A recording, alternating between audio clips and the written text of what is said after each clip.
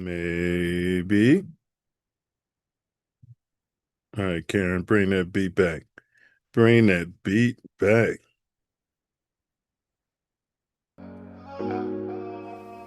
Mouthpiece included.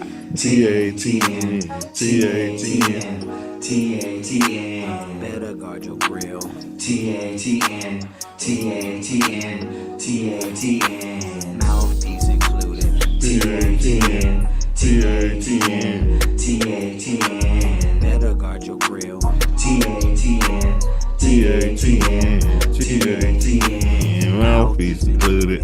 TATN, TATN, TATN. Better guard your grill.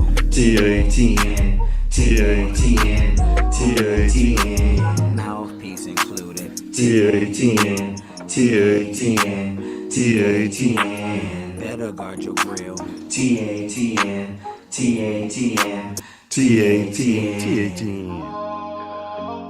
Yes, sir.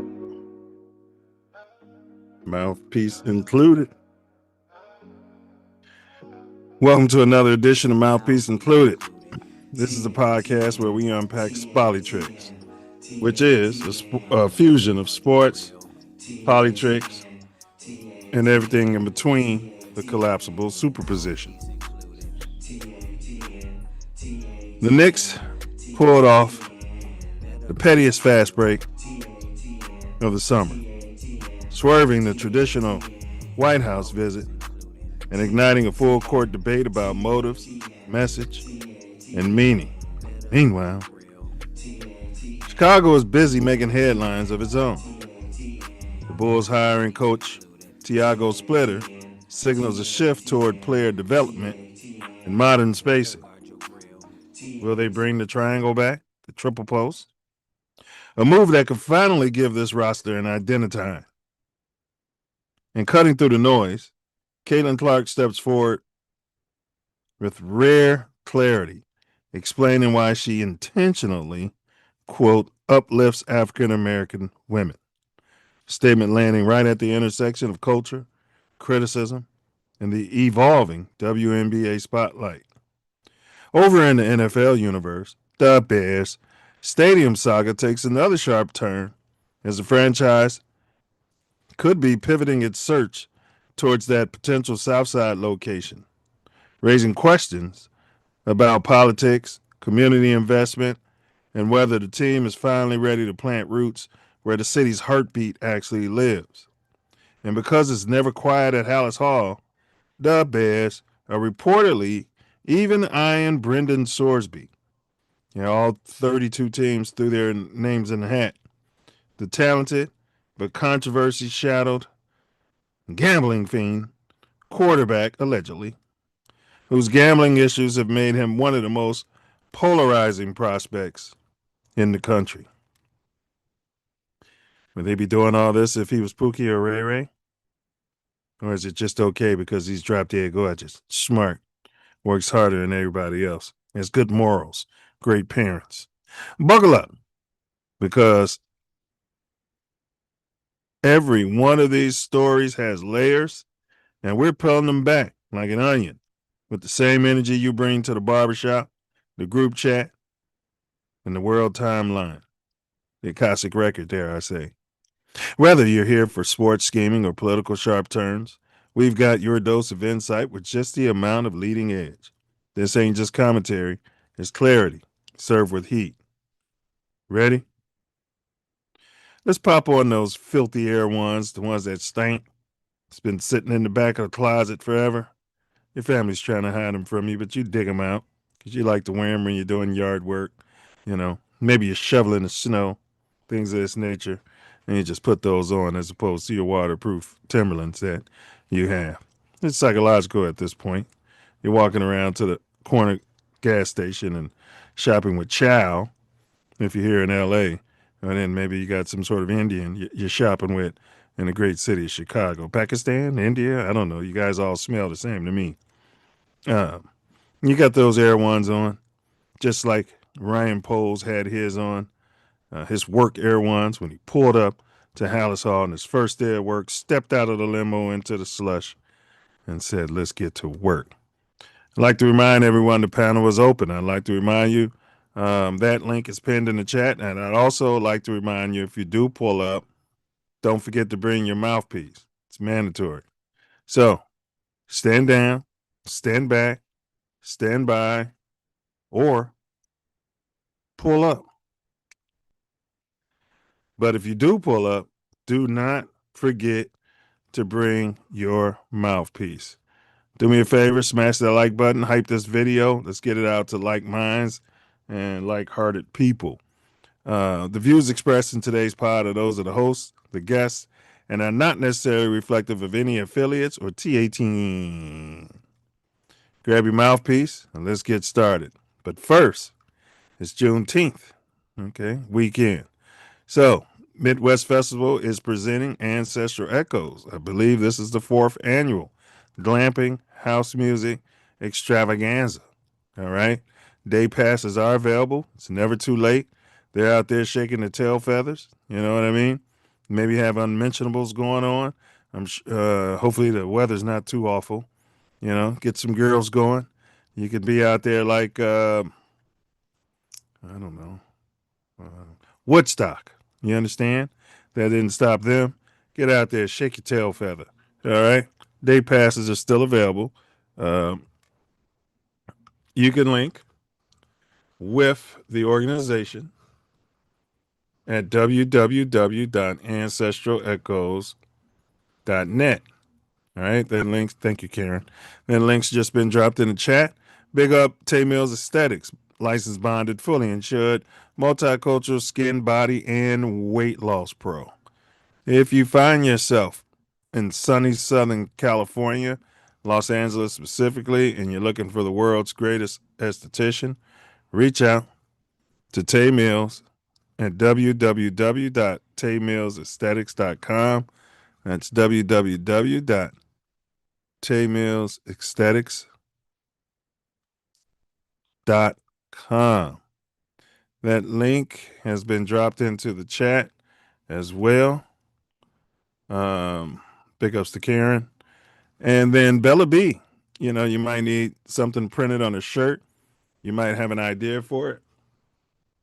You can reach out to Bella B Designs. She can design exactly what you are predicting or dreaming of, your imagination, or she can help you in consultation.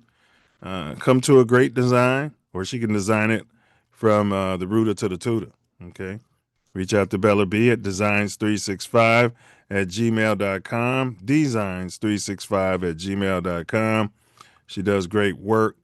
And last but not least, and that link's been dropped in the chat as well. Thank you, Karen. Last but not least, JIM Recovery. Gym Recovery.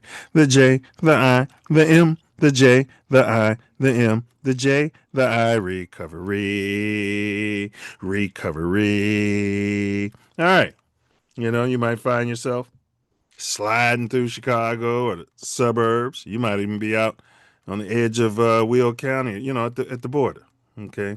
Kankakee County, Cook County border, what have you. And you find yourself in a snowdrift. All right. And maybe your whip is stuck. Maybe you hit a pothole. All right. And you can reach out to JIM Recovery. JIM Recovery. He'll pull up in a brand new, top of the line flatbed truck, new technology with Fox in his box. Fox News will be playing on his brand new digitized radio. It's probably satellite or something. He's going to pull up. If he can't get your whip and you to safety and away from the Pookies, the Ray Rays, the Dakotas, and them damn Venezuelans, you got people running all over this country talking about they're here for the World Cup. How many of them will actually go home when it's all over? These are the questions we're asking right here on TATN. But reach out to Jim Recovery, JIM Recovery. Big ups to Jim Recovery. This family has over 4 decades experience. So big ups. And I would be remiss. Happy Father's Day, okay, to all the fathers out there. Happy Father's Day. I hope you enjoy it. Hope the weather wasn't too bad in the Windy City. A lot of folks are saying it was raining. They couldn't get the grill going. Maybe get a tarp, something like that. It shouldn't cost too much money. You know what I mean? I don't know. You don't want to get electrocuted by lightning. But at any rate, enjoy your Father's Day. I know you guys got your little frilly Louisville hats on, probably out waiting in line. Wait a minute, that's Mother's Day. Well, whatever you're doing for your Father's Day, enjoy it. You deserve it. Big ups to all the fathers out there. Let's protect these women and children by any and all means necessary. All right, we're going to skip the Cubs and the Sox. Why? Because the Cubs, I believe, I don't want to be that guy. Yeah, I don't want to be that guy. All right. Um, let's see here. I don't want to spend a lot of time. Let's put it this way: we're not going to spend a lot of time on this. Is that fair? Is that fair or not? Go Cubs. Go Cubs, go. Go Cubs, go. Hey Chicago, what do you say? Cubs gonna win today. All right. The White Sox have slipped out of first place. They're currently 39 and 37. All right, 2 games above the Mendoza line. 513 winning percentage. 1 game behind the Guardians out there. Okay. 24 and 12. That's really good in that shithole stadium. So it looks like they built a team that can win at home. Hats off. So it's a young team. When you figure 2 years ago they had the worst record, or they flirted with it, worst record in the history of Major League Baseball, in the prestigious history of Major League Baseball, back before they even let the coloreds play. Okay. All right. 15 and 25 on the road, and they're 4 and 6 over the last 10. So go Sox. All right. Go Sox. I'm not fully on the bandwagon, but everyone knows the Chicago White Sox are my second favorite team in baseball. All right, my Cubs, okay, are 3 games over the Mendoza line, 40 and 36 with a 519 winning percentage. They're in a much tougher uh, division. All right, they're not lining up and pitching to the little sisters of the poor game after game. You understand?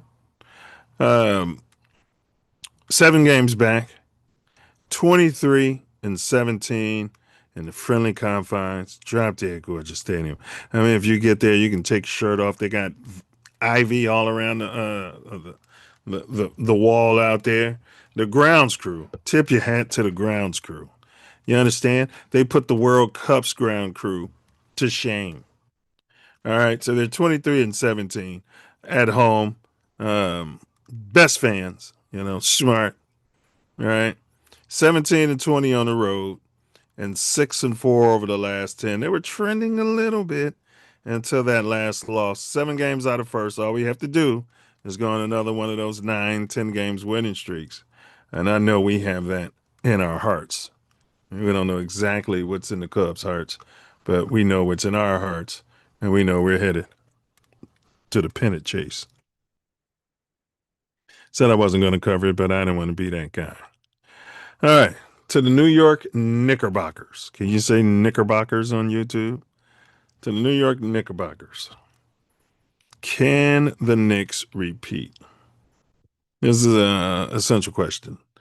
When I say repeat, I literally mean go back to back. Can they repeat? I know Cat is up for an extension, and so is the super guard, the hero, the mayor of New York. Now, I believe that they actually like each other. Unlike a certain LeBron when he was on Cleveland, these are my friends, blah, blah, blah, and then he was out of there. Okay. He was out of there. I believe that this Knicks team truly enjoys each other's company. I think they're going to take 10 team-friendly deals, and I think they're going to keep the thing together. Will they ever win another championship? Not by a long shot. It'll be another 57 years or whatever, however long it took before the New York Knicks, and Spike Lee, and Stephen A. Smith, and all those pompous assholes who call themselves Knickerbocker fans. Fat Joe, this is the greatest team of all time. Fat Joe, if the Knicks are the greatest team of all time, you're the greatest rapper of all time. You like that? Okay. So, Joey Crack, put the pipe down. All right. With all due respect, put the pipe down. So that's my prediction. It'll be another, I don't want to be hyperbolic. I'd say minimum 4 decades before the Knicks will win another NBA Finals. Okay. All right. That being said, the Knicks declined their White House visit. I don't know if that's changed over time, but last we checked, the Knicks were looking to boycott the POTUS. Looking to boycott the POTUS. Okay. Let's see. I think we got it here. Hopefully they all go. Hopefully they go just like they're doing everything that they're doing here. I would love to see them be at the White House. Given this is the 250th birthday of our great nation, wouldn't it be wonderful to see the Knicks standing there with a huge Knick fan who happens to be. Okay, Boomer Esiason, ladies and gentlemen. Team that we're going down to visit my good friend Donald Trump in the White House. Oh, that's what I can't wait for. It's good for him. And hopefully they all go. Hopefully they go just like they're doing everything that they're doing here. I would love to see them be honored at the White House. Given this is the 250th birthday of our great nation, wouldn't it be wonderful to see the Knicks standing there with a huge Knick fan who happens to be the president of the United States? I'm a Republican. I know. I think for sure, just because Jim Dolan's relationship with these players looks very, very strong right now, and obviously it is. And if he says, "Hey, we're going to go and do that," even if there were some players on the team that did not vote for Donald Trump or didn't support his policies, they definitely go out of respect to their owner. So. Their owner. What is he talking about? Have I died and we've gone back to chattel slavery? Does Jim Dolan own these players? I hear this a lot. We've covered this ad nauseum on this particular pod. He literally said their owner. So if their owner did, well, the owner said, no. Oh, Master say I got to go to the big plantation and sit down. Over there, they might have some work to be done too over in the pond. They need the pond to be cleaned out. Some pink people truly grind my gears. And you know who you are. Yeah, I mean, everybody. Well, you go out of respect to the office is why you go. But you know what I mean. Yes, of course. Okay. I understand that. I'm just saying that they may be thinking a certain way and going, like, we've seen it with other presidents, too. It's not just the Republican Donald Trump presidency. There's been others who, guys who haven't gone for whatever reason. These two clowns definitely voted Trump. And all of those times that athletes haven't gone, regardless of who's in office, we have had an issue with because it is respect for the country in the office. But even if they do feel that way, that's what I'm saying, I still think they go because Jim Dolan right now and those guys are peas in a pod. When does... Peas in a pod. Thank you, Karen. So, I guess ultimately the question is two questions. Do you think the Knicks should go pay their just respect to the White House in the office of the president? And the second question is, if you were in their shoes as a player, would you listen to your owner? And would you go? Because it's nothing contract. There's no contractual obligation. I'm sure the league's going to whittle that in at some point to protect the players from any type of blowback. Should the Republican players go? Those who may have voted for Donald Trump, should they go and stand in solidarity with their party or with MAGA?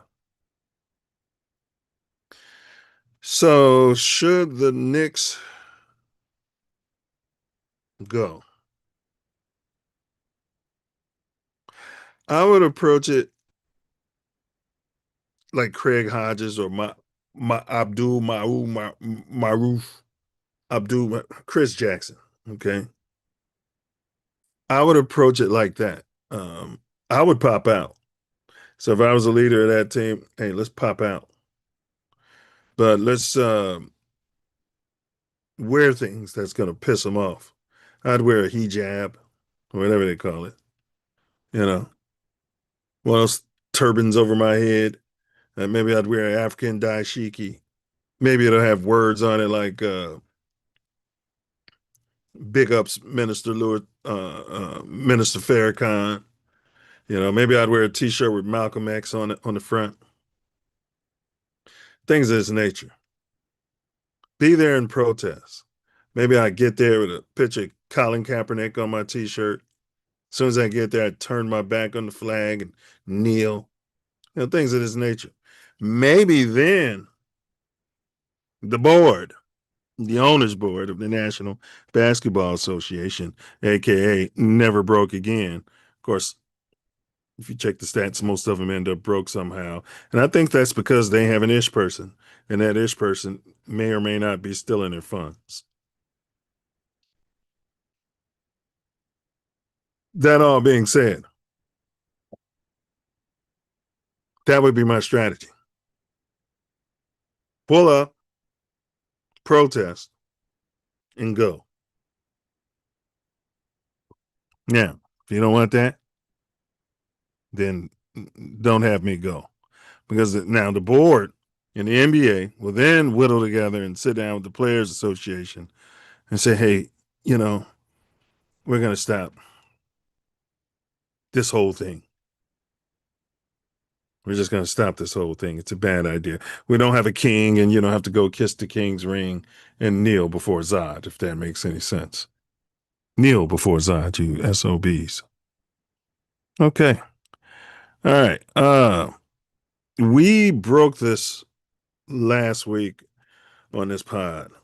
Bulls interest, not interest, but should the Bulls go out and get LeBron, or at least give him a tender? What that tender would look like. I was looking at, a player coach package. I think myself and Hink, we came in at like $40 million a year. You're going to be a player / assistant coach, assistant GM. We're going to stroke your ego. Am I willing to give up the 4th pick so LeBron can bring in his butt buddies?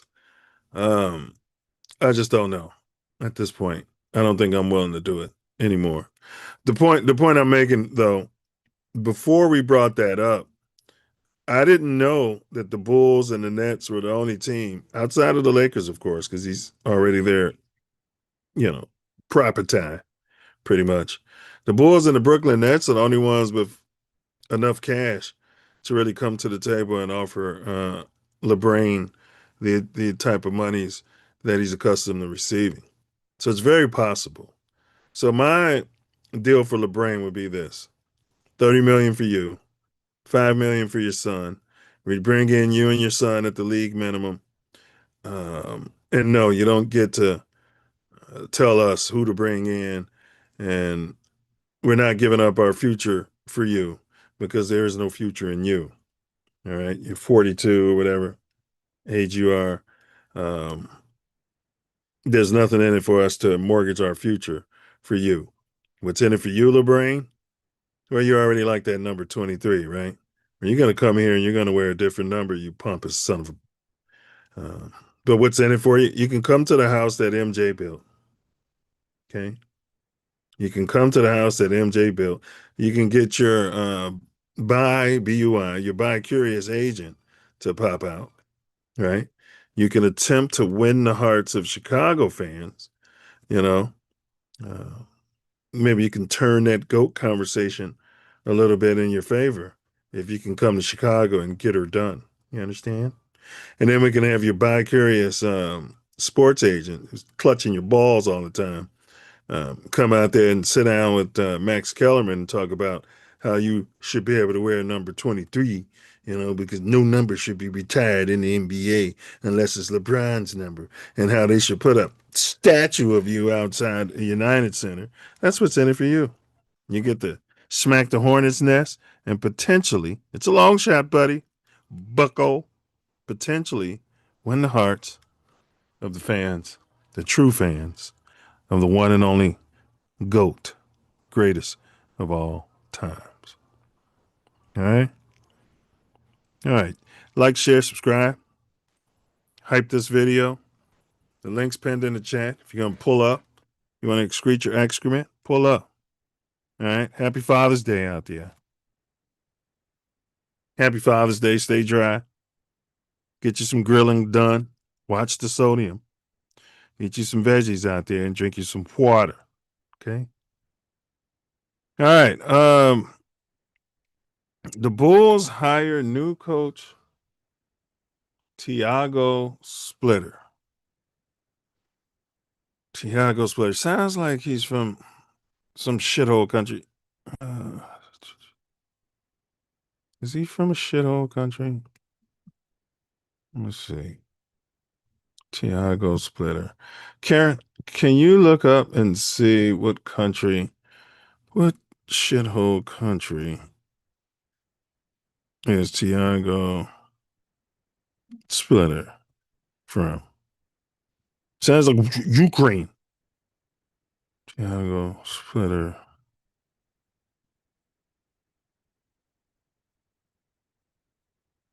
Hearing music somewhere.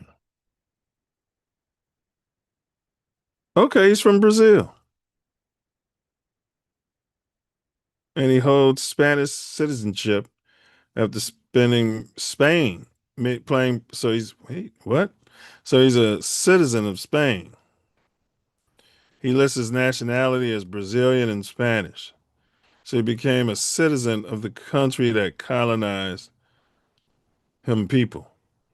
Of course, he looks like a white Brazilian, so he was probably one of the descendants of the colonizers. Is that fair to say? No? I think that's fair to say. All right. Big ups to him. He was the first Brazilian-born player to win an NBA chip. What is this, please? To win an NBA chip with the San Antonio Spurs back in 2014. Tiago Splitter. Okay, I believe he was coaching at Portland.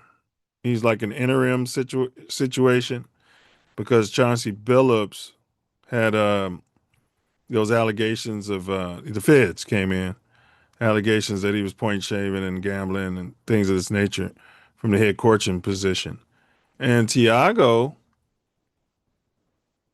went on to lead that team to the play-in, which we've moved on from the play-in as Chicago Bulls fans. We don't like the play-ins anymore. I'd rather be out or in, right? But then they got in. So for whatever reason, the Portland Trailblazers didn't want to double down on him.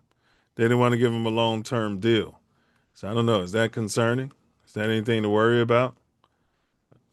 Are you happy with this whole move?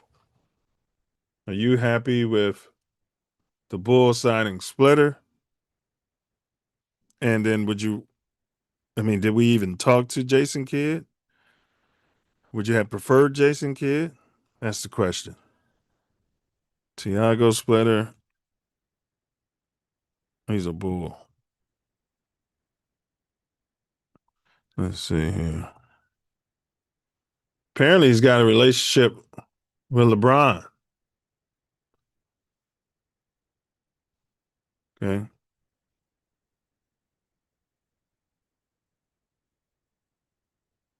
Okay, let's see here. Gallery.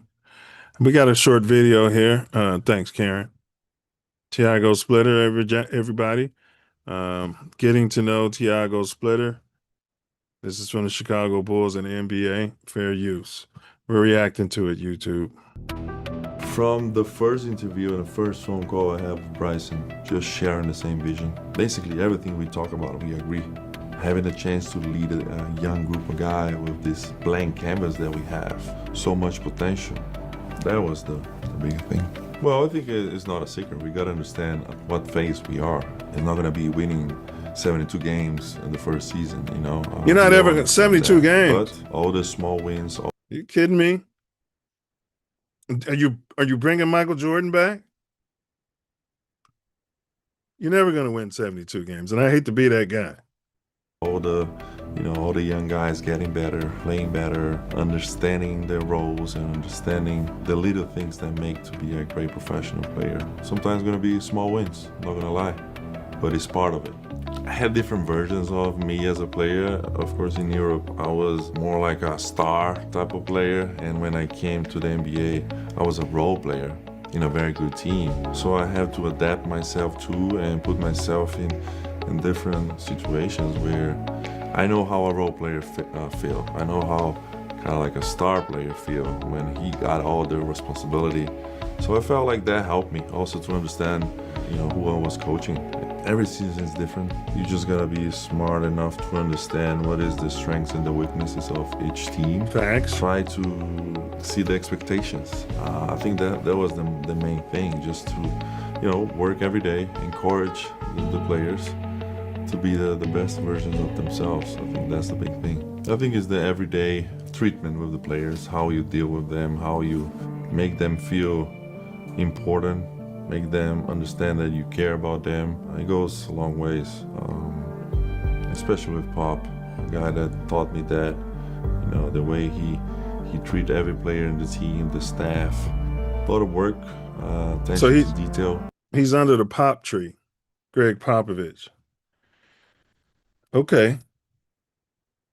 I mean, it'd be nice if we could find somebody under the Phil Jackson tree, but the league didn't like Phil Jackson, nor did they like Michael Jordan. You notice how the big media don't even talk about Phil Jackson and how great of a coach he was, and they don't even mention his name, won't even bring it up. Accountability, being honest. There's a lot of things that I could, list right now. A lot of little steps. Sometimes people, want to jump and go to winning and think that's easy, but there's a foundation of everything. And sometimes we gotta be patient. When I go back to my patient, listen. That was my team. I don't have any more patience.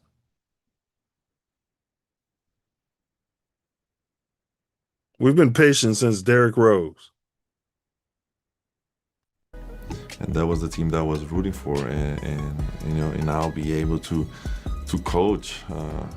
It's a special. My experience with Chicago, of course, is anytime I came here to play, against the Bulls, and I love to walk there at the lake, eager to know more and explore more the city, the restaurants, the food, the culture, everything. It's been a long journey from Brazil all the way here. A lot of things that I accomplish as a player and now as a coach, so I'm extremely honored to be the head coach of the Bulls. Man, we certainly have an affection for these people from these shithole countries, and big ups to them. I mean, this better work. We used to have a shithole president. Now we're bringing a color to run the whole thing, and he brings in a shithole guy to put him at the helm. So this better work.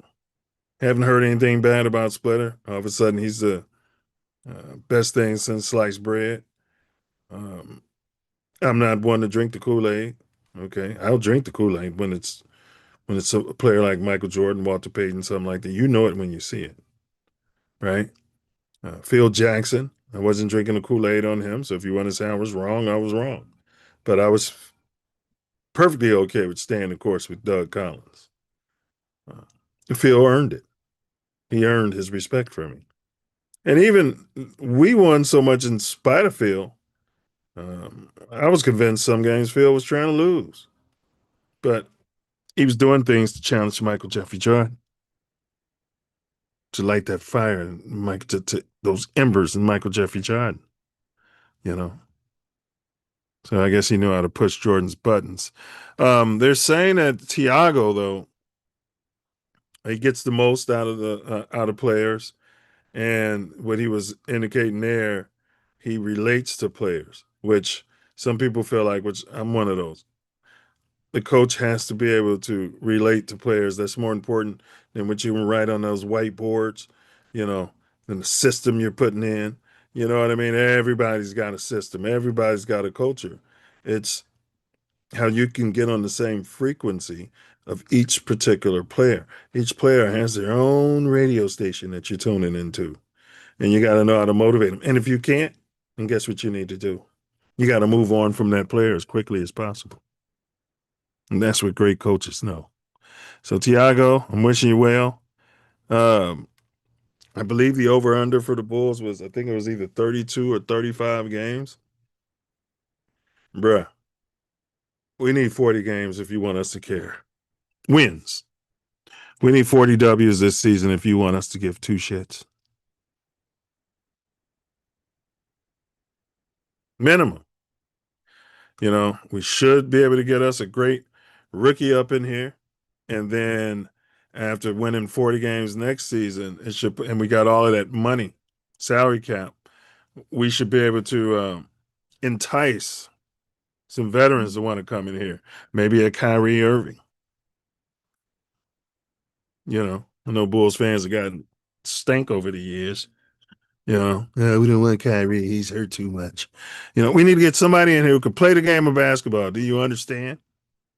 You know, but maybe. I'm just throwing them out there. I'm not saying that's who we'll get. But we should be able to have free agents where they can see that Chicago's on the uptick. The city's growing. It's increasing in population the last 5 years. People love the city. You know, for 5 months out of the year, it's the best place on earth. All right? 5 months out of the year, and that's not bad. Not many cities can say that. All right. Isaiah Thomas. Isaiah Thomas made the news again. Big ups to Charles Jabansky and Dreamers Pro. This is Diesel's boy. Got some sort of proclivities. All right, let's see here. Big ups to Diesel. All right. Isaiah Thomas. Now, one thing you're going to notice right away, he's got his teeth redone. And it's like somebody put wood falsies in his mouth. He doesn't even sound like the same person anymore. Is he a clone? I don't know. But let's bring that up. And is it me? That's my question for you. Am I overreacting? Big ups to Charles Tabansky. All right.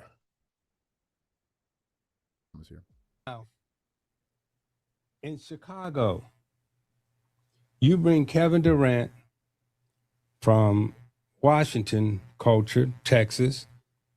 You put him in Chicago, where me and you grew up. And in the fight that Chicago had to have, right? That gets put in you from a playing standpoint. Okay. Now, I'm going to fast forward and say, okay, Kevin Durant with Scottie Pippen, Tony Kukoc, Dennis Rodman, or Horace Grant, or any of them other dudes that they had on that team, B.J. Armstrong, Craig Hodges, you put him in the triple post. Now, Kevin Durant, arguably the greatest mid-range scorer the league has ever seen. Mm-hmm. You put him in the triple post in the NBA Finals, those 6 times, and he's guarded by Jeff Hornacek. Is he giving Hornacek numbers? He's frying Jeff Hornacek. Is he giving Hornacek numbers? No disrespect, man. No disrespect, right? Is he giving Hornacek numbers? Right, yeah. Okay. Is he giving Nate McMillan and Gary Payton numbers? Yeah, probably. It'll be more difficult on GP, but yeah, he is. He giving them 6'11", 6'2", Yeah, 6'3", yeah. whatever GP is, Yeah. in the mid post, Yeah. right? And then they talking about, well, we'll just push him out to the 3. Oh, shoot that, bro. Okay, now, okay, who else? So they beat Utah twice. They beat Seattle. Just went through those 3. Lakers, Okay, Phoenix, now in the NBA Finals, Phoenix, right? Dan Marley and Kevin Johnson.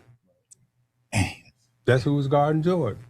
Ain't nobody guard KD then. This is a good. That is. But here's Okay, so fast forward to the next one. Who LA. Lakers. Lakers. Was that You idiot. No, he was out. You idiot. The people that were guarding Jordan is not going to be guarding Kevin Durant. He's 6'11", you idiot. You just said it. You idiot. Watch your pressure. Kevin Durant doesn't play defense, you moron. You play defense, you closeted weirdo. You played defense.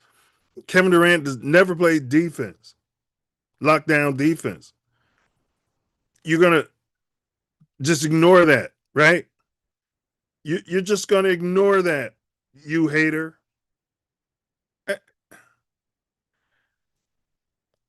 Okay. We're going to talk about who was guarding MJ in certain finals. But he's not going to mention Clyde Drexler, who was perennial all defense. He's not going to mention that at all. And he's not going to mention who Jordan went up against to get to the finals, who was guarding him in those situations. This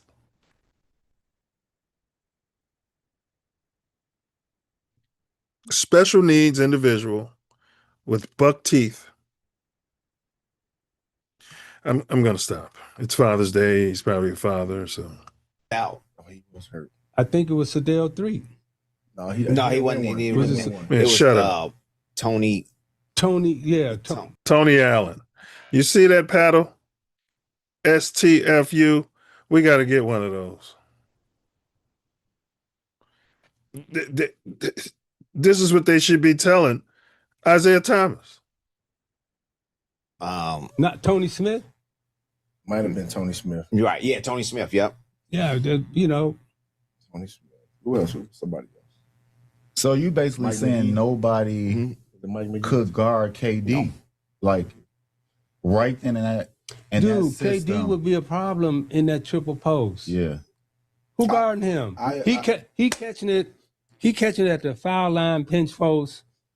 He catching it mid range on the low post. So, Then you pushing him out, saying, "Okay, he too little, he too thin." so I get. So you heard what he had to say. What?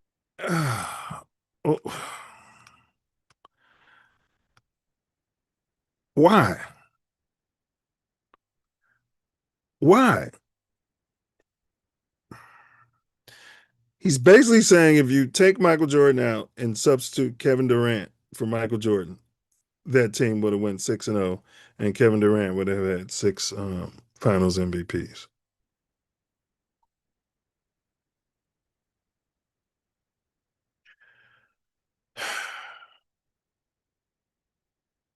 Somebody, please.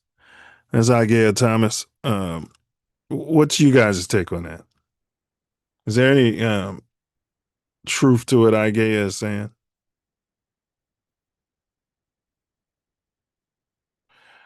Is there any truth to it?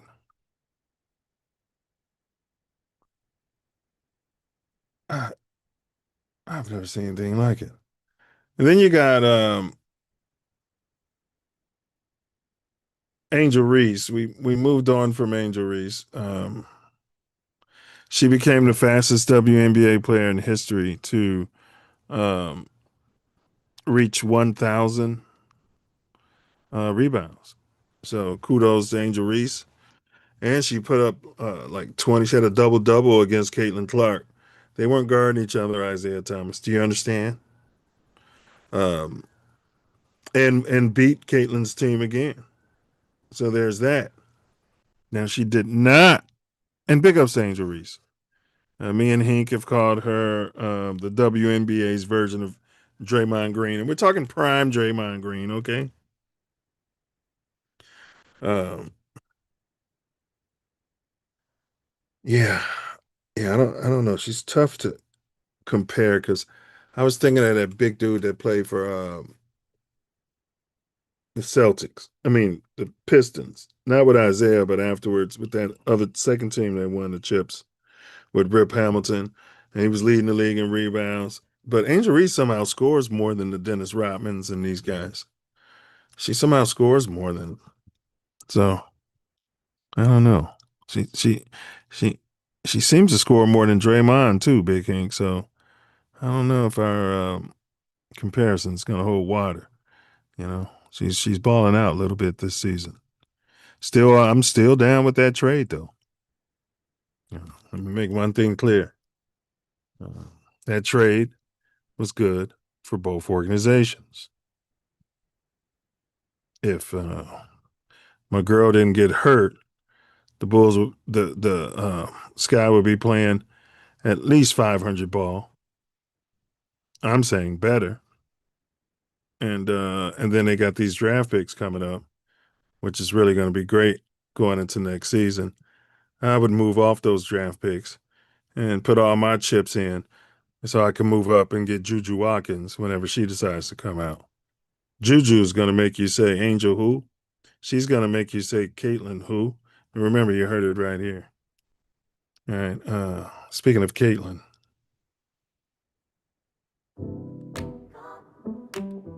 Fair use. If you could play one-on-one with anybody, current, not current, who would it be? That's a fantastic question. Current or not current? NBA, WNBA. Well, like, I would get killed by every NBA player, but like Steph Curry. You would play one-on-one with Steph Curry. I thought you were going to say Peyton Pritchard. That's great. Peyton Pritchard. Yes. That's a great answer. Who the fuck is Peyton Pritchard? Caitlin Clark effect. What a show put on by Caitlin Clark. All right, we're sitting here, not playing one-on-one with Peyton Pritchard, but we're sitting here on the precipice of your third season. Truly. It's insane. It's kind of put together now. We have had our core together for 3 years. Staff going into year 3, you kind of have that. Yeah, I think looking back now, figuring out how to be a good leader and be a good teammate, I think that's probably what I learned the most. I think the toughest moments for me were like the night before the games, like you're in your hotel room and it's like figuring out how to be a good leader and be a good teammate. I think that's probably what I learned the most. I think the toughest moments for me were like the night before the games, like you're in your hotel room and it's like you're on a road trip and it's like, man, my team is gearing up to play in game 5 of the semifinals to maybe go to the finals, and I know I don't get to put my uniform on. Like, that makes me emotional right now. Like, that just ate at me. Like, I hated that. There's not many people who know what it's even like to remotely try to walk in your shoes. Yeah. LeBron James may know a little bit about that, and you two have developed a relationship. What do you lean on him for? What's the last LeBron, I think, was sliding in the DMs. text message you guys exchanged? Yeah, I mean, I think LeBron has just been there to support me more than anything. He understands the microscope that I'm under and the spotlight that's on me, and I think he just wants to be there for me more than anything. When I was hurt last year, he reached out and was like, is there any way I can help you? Like, is there anybody I can connect you with? Like, Yeah, is there anybody, you're sure you don't want any steroids? Listen to the, read between the lines. I think he just wants to be there for me more than anything. When I was hurt last year, he reached out and was like, is there any way I can help you? Like, is there anybody I can connect you with? Like, just somebody that's there, trying to help you, trying to help make the game better, help you improve. And I think that's a lot of our relationship now. And then a little bit of golf too. We text about golf, but that's next on our bucket list is to play golf together. I'm not sure either of us are too great, so we might be chasing the ball a lot, but I think basketball players just love that mental challenge of an individual sport of golf. There it is! A triple-double for Caitlin Clark. All right. That's what that was about. LeBron dropping into the DMs. Is there anything there? Is there? Are we overreacting to this on Mouthpiece Included? Yeah, Ben Wallace. Thanks, Brother Scott. Yeah, Ben Wallace. And Kevin Durant is not a two-way player like MJ. Well, Brother Scott, you sat there and you put this stuff in the chat. Scottie Pippen should be able to wheel Kevin Durant to 6 rings. I mean, according to you and Hink, Scottie Pippen is the second coming of Michael Jeffrey Jordan, according to you guys, and Isaiah Thomas and Rich Paul. But yeah, thanks. Yeah, that was Ben Wallace. Yeah, but somehow she scores more than Ben Wallace. So it's hard for me to give that comparison. It kind of puts me in the mind of I want to say Dennis Rodman more than any of them, but she scores more than Dennis. Probably because she's playing against women. I don't know. But yeah, thanks for that clarification. All right. How Caitlin Carr. Okay. Now, this is Caitlin. She's going to talk about how she's uplifting your sister, your mom, your wife, your daughter, the WNBA players. I feel like I always have had really good perspective on everything that's kind of happened in my life, whether that's been good, whether that's been bad. And then obviously coming to the WNBA, like I've said, I feel like I've earned every single thing that's happened to me over the course of my career. But also, I grew up a fan of this league from a very young age. Like, my favorite player was Maya Moore. Like, I know what this league was about.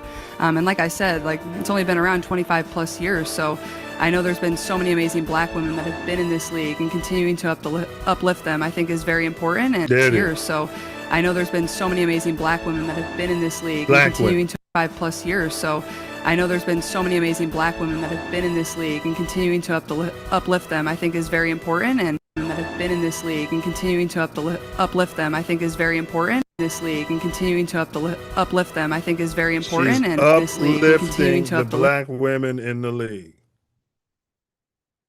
Uplift them, I think, is very important. And that's something I'm very aware of. And like I said, like, I try to just be real and authentic, and share my truth. And I think that's very easy for me. Like, I'm very comfortable in my own skin. And that's kind of been how that's very easy for me. Like, I'm very comfortable in my own skin. Truth. And I think that's very easy for me. Like, I'm very comfortable in my own skin. And that's kind of been how it is my entire life. It's very easy for me. Like, I'm very comfortable in my own skin. And that's kind of been how it is.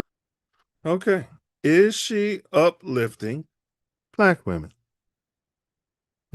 I mean, I guess that's a question for any sisters out there. I don't think that's going to go over well in her locker room. I don't think it's going to go over well. If I was an opposing coach, I'd have it on the bulletin board. Because I don't know if that's tone deaf. Now, in all fairness, the lady asked her the question using that term. I don't know why you would ask, a white person about uplifting black people. So it was somehow that wording was in the question, and she was simply trying to respond to it. But it's very out of touch in my mind, misguided, and wow. I mean, if Larry Bird said that, you guys would be on his ass because it's Caitlin Clark. I don't have a problem with it. Let me see here. Is it me? He's misunderstood. Now you're misunderstood about Scottie. Whatever. And listen to you and Hink talk. You and Scottie and damn it, Dennis Rodman and Kevin Durant, who couldn't win a championship, had to go all the way and play with a 70-win team to get it done. Should better get it done. According to y'all. All right. But congratulations, Caitlin Clark, Times Athlete of the Year. Congratulations, LeBron. He got Times Athlete of the Century. So big ups to both of those individuals. All right. Was LeBron trying to offer Caitlin some Labalco? I don't know.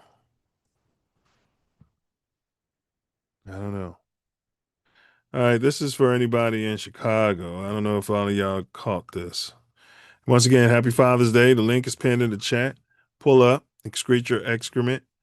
Pull up. That link is pinned in the chat. If you do pull up, do not forget to bring your mouthpiece. All right, we got Mayor BJ, not Coach BJ. We got Mayor BJ. He's at it again. It's at a time in which this country has demonstrated its proclivities to cause harm on people, and particularly Black Americans. That symbol of hatred is one that we must continue to reject, and I wholeheartedly reject it. So he's talking about the cross burning by Chow at I think that was his name, at Grant Park. Maybe you guys call it Millennial Park. So this is what he's responding to. People, and particularly Black Americans, that symbol of hatred is one that we must continue to reject, and I wholeheartedly reject it. I can't speak to anyone's motives. We can only speak to the impact, and the impact was devastating. And so the investigation that is surrounding this cross burning and this evil symbol of hatred, I fully expect that the investigation will unfold, and whatever consequences that come out of this investigation, I hope it matches the level of not just discomfort, but pain that it caused. Okay, now Chow, in his defense, he's a UIC. I think he's a grad student. Well, he might be undergrad, but not so sure. But he attends UIC. And Chow said, and he grew up in the suburbs of Chicago, so let's not pretend that he came from China or something like that. He said he didn't know the charge history behind it. He said he put a MAGA hat on top of it, which was burnt up, so I guess nobody saw it. And he said it was a shot at the current government, the current leadership, the current POTUS, and MAGA.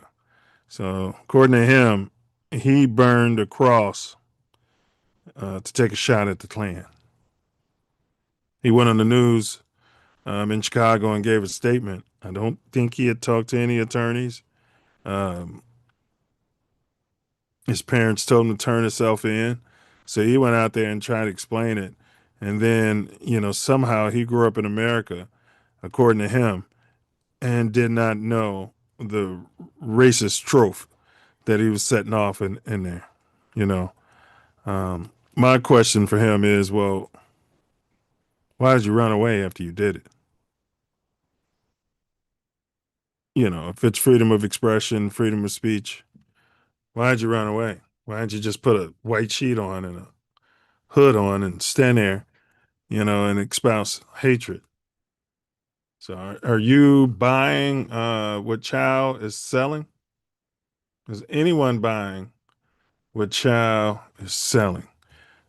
Man who does cross burning in Chicago speaks to news. I mean, it was a bizarre interview. Let's see here. Man charged, released from jail. Okay, they got him doing a perp walk. Okay. Speaks out. This is a different interview than the one I saw. He's yappy. It's almost like he wants the clout from it. Okay, they gave him a bond.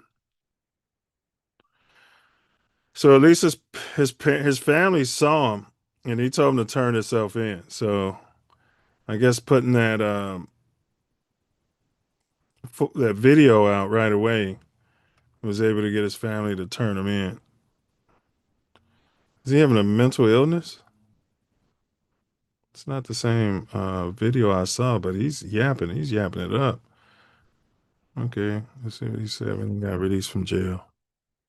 Big ups to Chow. If you guys don't know, there's a ban on the Asian cooking and getting your nails done with the Asians because they do better work. Buying that hair from their stores. There's a ban on that. All right. You're gonna make your Chinese food, make it at home. Buy your wok. After 72 hours behind bars, Merlin Liu, the man prosecutors say admitted to burning the cross in Grant Park, left the Cook County Jail. But we had questions about his actions that day. He was in the Do you have county. anything to say to the city of Chicago? Man, look at his face. This is that look when you an Asian college kid coming out of county jail. Look at Left the his Cook face. County Jail, but we had questions about his actions that day. Do you have anything to Those say to the animals in city of Chicago and the fear and emotions that you evoked by burning that cross? In terms of the fear that I've evoked, I've already apologized, and I'm going to apologize sincerely again right now. That apology is not enough for prosecutors who charged Liu with a hate crime and arson. Earlier this month, prosecutors say Liu was caught on surveillance video holding 2 long planks of wood and walking from Halsted to Roosevelt and then proceeded east toward Grant Park. And once there, he built the cross and then wrapped toilet paper around the cross and doused the cross in a gallon of kerosene after he tied a red hat to the top. This is not intended to be a hate crime. Liu's attorney in court says it was a misguided political protest. If you are in college or have taken college courses, how could you not know the context of that cross burn? I didn't go to college for history. But you are college. You had He's college cocky. courses, right? Not history. CPD released photos of a man they say ran from Grant Park. Why did you choose to run away after you burned the cross, sir? That's just what I did, man. So That's not relevant to... some can say you ran away because you were Yo, a it's coward. How relevant. do you respond to that? No. Then why run? As Liu awaits trial, he says he now understands the racial context. I've learned now the severity and the historical baggage and the context of what I've done. I understand that now, okay? Before, you can call it uneducated, you can call it ignorance. I understand that, okay? So that's So that. where did you get the idea of a cross burning if you knew nothing about it? Great question. From my brain. He's due back. Man, hold up. Are y'all kidding me? Who was his lawyer? Can they just tell him to shut the fuck up? Wow. This guy. The more he talks, the worse it is for him. You know, I apologize and I'm not going to comment further. This is a pending legal. Let's see here. This isn't the one I saw. Tonight, we're going to begin with that NBC 5 News Investigates exclusive. This was the startling and offensive scene in Grant Park last Tuesday. A burning cross, a symbol for centuries that has represented racism Trying to burn a tree and down. hatred. For just about a week now, Chicago police and the FBI have been trying to identify a man who is suspected of setting up this cross and torching it. Well, tonight, the NBC Chicago investigative team has now ID'd a cross in Grant Park with Chicago senior. How did you land on a burning cross? It came up to my head one day. I wanted to find something that I could do by myself, like no organization, no friends, no. I did know about this historical relevance beforehand, but I didn't know the severity. How. So you knew about it 5 days before you got out of the county.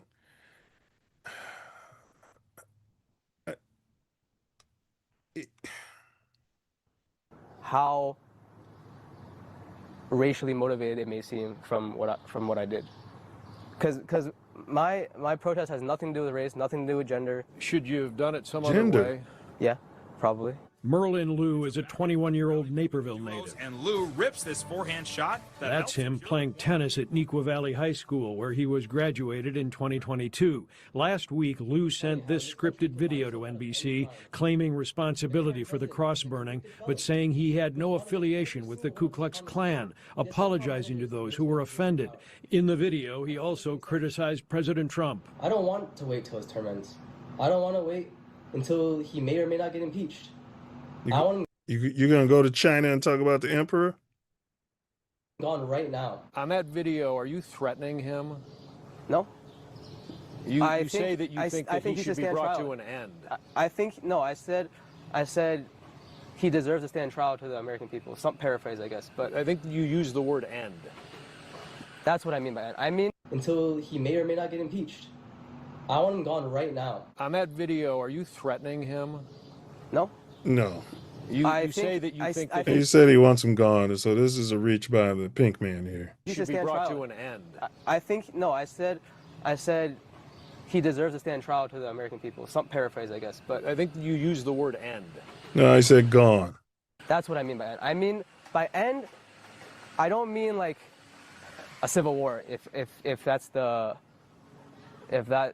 is the imagery that you're trying to imagine. Lou says he built this cross after carrying wooden slats from his near West Side apartment to Grant Park last Tuesday afternoon. He showed the red ball cap that he put on the top beam and used lighter fluid and toilet paper to get it all going. I put a red hat to signify the MAGA hat, the Make America Great Again hat. So that was, yeah, that's what I tied on top. But that's not visible in the one video that was taken by a motorist. Lou says he was protesting what he calls MAGA Christian nationalist supporters and the Trump administration ruling class. He's just scamming people. We're just scamming out of money, right? And I think that's a great reflection of how this country works right now, where money controls everything. Money has power over healthcare. Money has power over transportation. Chicago police and the FBI have been trying to identify him ever since, putting out this flyer with pictures of him running away, CPD labeling it an arson. Are you surprised nobody's identified you to this point and A little bit. called them? A little bit, but to me that's not that important. Right. I don't really. Why are you surprised? Everybody's looking at the picture like he looks like all the agents I see. It looks like the guy that works at Whole Toy on Stony Island. I mean, you know what I mean?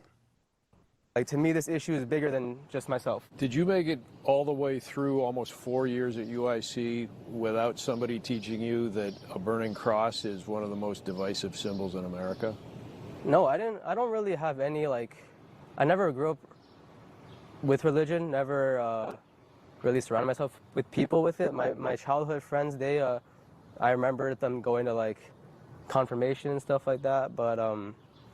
It's a symbol of the Ku Klux Klan. I mean, that really is where it started. Nobody ever taught you that? No, you never read it in a history book? Nobody? No. I just saw the Wikipedia page with the movie with the, like, I think it's called, like, Under One Nation or something like that. The Birth of a Nation is a famous This is why we need critical race theory, Hugo. 1915 silent film that romanticized the KKK and showed a cross burning. Was it a hate crime? No, for sure not. In no way possible was that a hate crime. I do understand why it was interpreted that way, and I apologize for that, but no, the intent was not there. The FBI and Chicago police will determine that, and Well, what do we have here? Is that a hate crime? What do we have here? Ted said he looks like K Solo. Oh, yeah, wow. All right, we'll keep following that. We'll keep following that story. We'll give you updates here as it unfolds. That's amazing. There's a lot going on in America. You know, what he should have done was burn the, in my opinion, if he'd have burned the flag, he could have gotten his message across without anybody accusing him of a hate crime. I'm going to give a RIP to Cohen Wiley. This is from ABC News. An officer who fired upon a vehicle killing a 1-year-old boy outside a Walmart in Mississippi has been placed on administrative leave. It is without pay, as outraged community members call for justice amid an ongoing investigation into the deadly shooting. The incident occurred Sunday afternoon outside a Walmart in Senatobia, located in northwestern Mississippi, about 40 miles south of Memphis, Tennessee. 1-year-old Cohen Wiley, his mother, and a family friend were in the vehicle at the same time. According to Ben Crump Law, which has been retained by the victim's family. Corn was killed, and the family friend was critically injured. Who was driving? Does anybody know who was driving? Law enforcement responded to a shoplifting call, encountered two adults allegedly fleeing from the store with a child and going into a vehicle. According to Mississippi Bureau of Investigation, officers attempted to stop said vehicle, with one opening fire when a driver allegedly drove towards them, the Bureau said. The child was killed and an adult critically injured. 1-year-old Cohen Wiley, his mother, and a family friend were in the vehicle at the time, according to Ben Crump. The officer involved in the shooting has been placed on leave. So there's been a lot of hubbub about this. The people pretty much stormed the council meetings in that little town. And when you're in those little towns, they can get to you. Let's see. They're begging the public to remain patient. The public's asking for the video to be released. Crump, they intend to seek justice. The mom said, I raised my baby up trying to show them that he was in the car. By the time I set my baby down, it was like 3 to 4 shots. One of the shots hit him in his rib cage. She raised the baby up. Wiley said her friend was driving the vehicle at the time. They tried to say that she forcibly was trying to drive and hit them, but they was all on the right side and she was driving towards the left. Protesters outraged over the deadly shooting gathered outside the thing, called for justice for Cohen. No justice, no peace. Officers in riot helmets and gas masks formed a line. We're saddened by what took place, a Walmart spokesperson said. The safety of our associates and customers is top priority on our plantation. We're working with law enforcement, the overseer, as they continue investigating. City officials called the deadly shooting a heartbreaking tragedy. Okay, we got Big Hink in the building. Happy Father's Day, bro. What's going on, brother? Hopefully all is well with you, and happy Father's Day to you, brother. Yes, sir. All is truly well. I appreciate that, bro. Right on. Yeah, you popped in on a sad topic. I don't know how much you know about the 1-year-old that got changed by the cop. Yeah, I seen that. The mom said she was holding the baby up to show the cops that you got a baby in the car, bro. That don't make sense at all, man. At all. Not saying that she's not telling the truth. If that's what she did, that's just amazing. Because it seems like most people's natural inclination would be to cover the baby, shield the baby, put the baby down. You could scream out the window, it's a baby in here. You know what I'm saying? Mm-hmm. Let's see. There's video. 1-year-old dead, fatal officer shooting. There's a video that got released. Let's see. Who was driving? Do you know who was driving, he? The other girl, which is supposed to be her friend. So it wasn't a Pookie in the car, it was 2 girls? No, it was 2 girls. Wow. Yeah, it was 2 girls down in Mississippi, on the, I think, like 30 minutes from Memphis. So it's bad, man. I said I was on another show and kind of spoke on it. There's a lot of failures that happen in this situation. And kids having kids, really. I think she's 19, maybe 20 to the most. Unfortunately, she spoke with I guess some bootlegger from the news and just told everything. And if I was a defense attorney, it'd be hard pressed to touch his case. Same thing like that Asian dude I just covered. But go ahead, bro. Like, damn, y'all, just shut up. Yeah, she just just spilled her whole goddamn guts. She said, "Well, what happened?" And then if you see it, she's kind of first it's we, then it turns into I. Now all of a sudden she's trying to separate herself from her friend who's in critical condition. Yeah, doing the story, yeah. Because I think her friend was doing wrong and wasn't doing everything supposedly on the up and up. Right. So now she's trying to like insinuate she didn't know her friend was about that life and they wasn't up there with the baby to do some stealing out of Walmart. Instead of one of y'all staying home with the baby and then you can go do your stealing on your own. I mean, I know I'm playing Captain Hindsight, but you don't take your baby to, I'm not, and I don't even, allegedly, to go commit crime. To do dirt. Correct. Why would you do dirt with your child? Correct.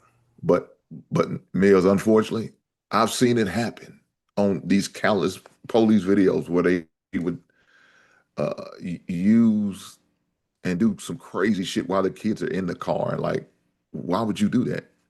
You know you about to do wrong, but I'm thinking, well, if I got a kid, maybe they'll let me slide. Maybe they won't. Maybe not. Yeah. So, and unfortunately, I seen where he was using like the baby bed, not the baby bed, but the cart and stuff inside the cart while they, going through shopping, but putting clothes and whatever they could. Oh, in inside the the baby's car. Yes. I'm like, Jesus Christ, is this what we resorting to? Let me see if this is a video. These are the moments after an officer shot at a car outside. We of always Walmart get in the after Mississippi, video. killing a 1-year-old boy. A car with its door open is seen fleeing from several officers who are on foot. Police were reportedly we need the body responding cam. to a shoplifting call involving diapers. And I don't know. I mean, the cops are saying they were driving towards me. I mean, I don't know. I don't, you know what I'm saying? Mm-hmm. It was obvious her intentions wasn't to stop. She was trying to get away. When you backing up, you hit another car and then pull off. Your intentions wasn't to stop. Even though the girl said they tried to stop her and and the other girl said, I kept walking because they wasn't talking to me. Now, Milz, I don't know about you, dog. If the police is stopping my boy, I'm not going to walk away from that situation. I'm going to be right there like I'm a goddamn ear hustle meddling. What's the reason you stopping us? We didn't steal shit. Here's our receipt. We ain't steal nothing. Why are you harassing us? I'm not going to let you just go and get questioned right there by yourself. And I'm walking off like, well, he ain't talking to me, so I'm going to keep walking. I can't call myself a friend of yours, dog, if I did some shit like that. Whose baby was it? The one who walked off? Yeah, the one who walked off. So the one who walked off, did they walk off with their baby? She walked off with a baby. So how'd they end up in the car? Because they rode together and she jumped in a car and the other girl ran to the car because she never stopped. She just kept going. So that's a likely story. She kept walking to go get the whip. Yeah. Right.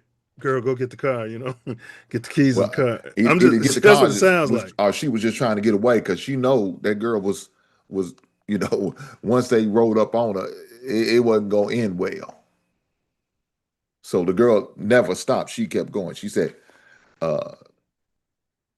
they tried to stop us, but we kept. Now, she used the word they. She never say who they was. She didn't say it was, if they was the Walmart security prevention lost people, or was they actually the police telling her to stop. But for some reason, the police was there.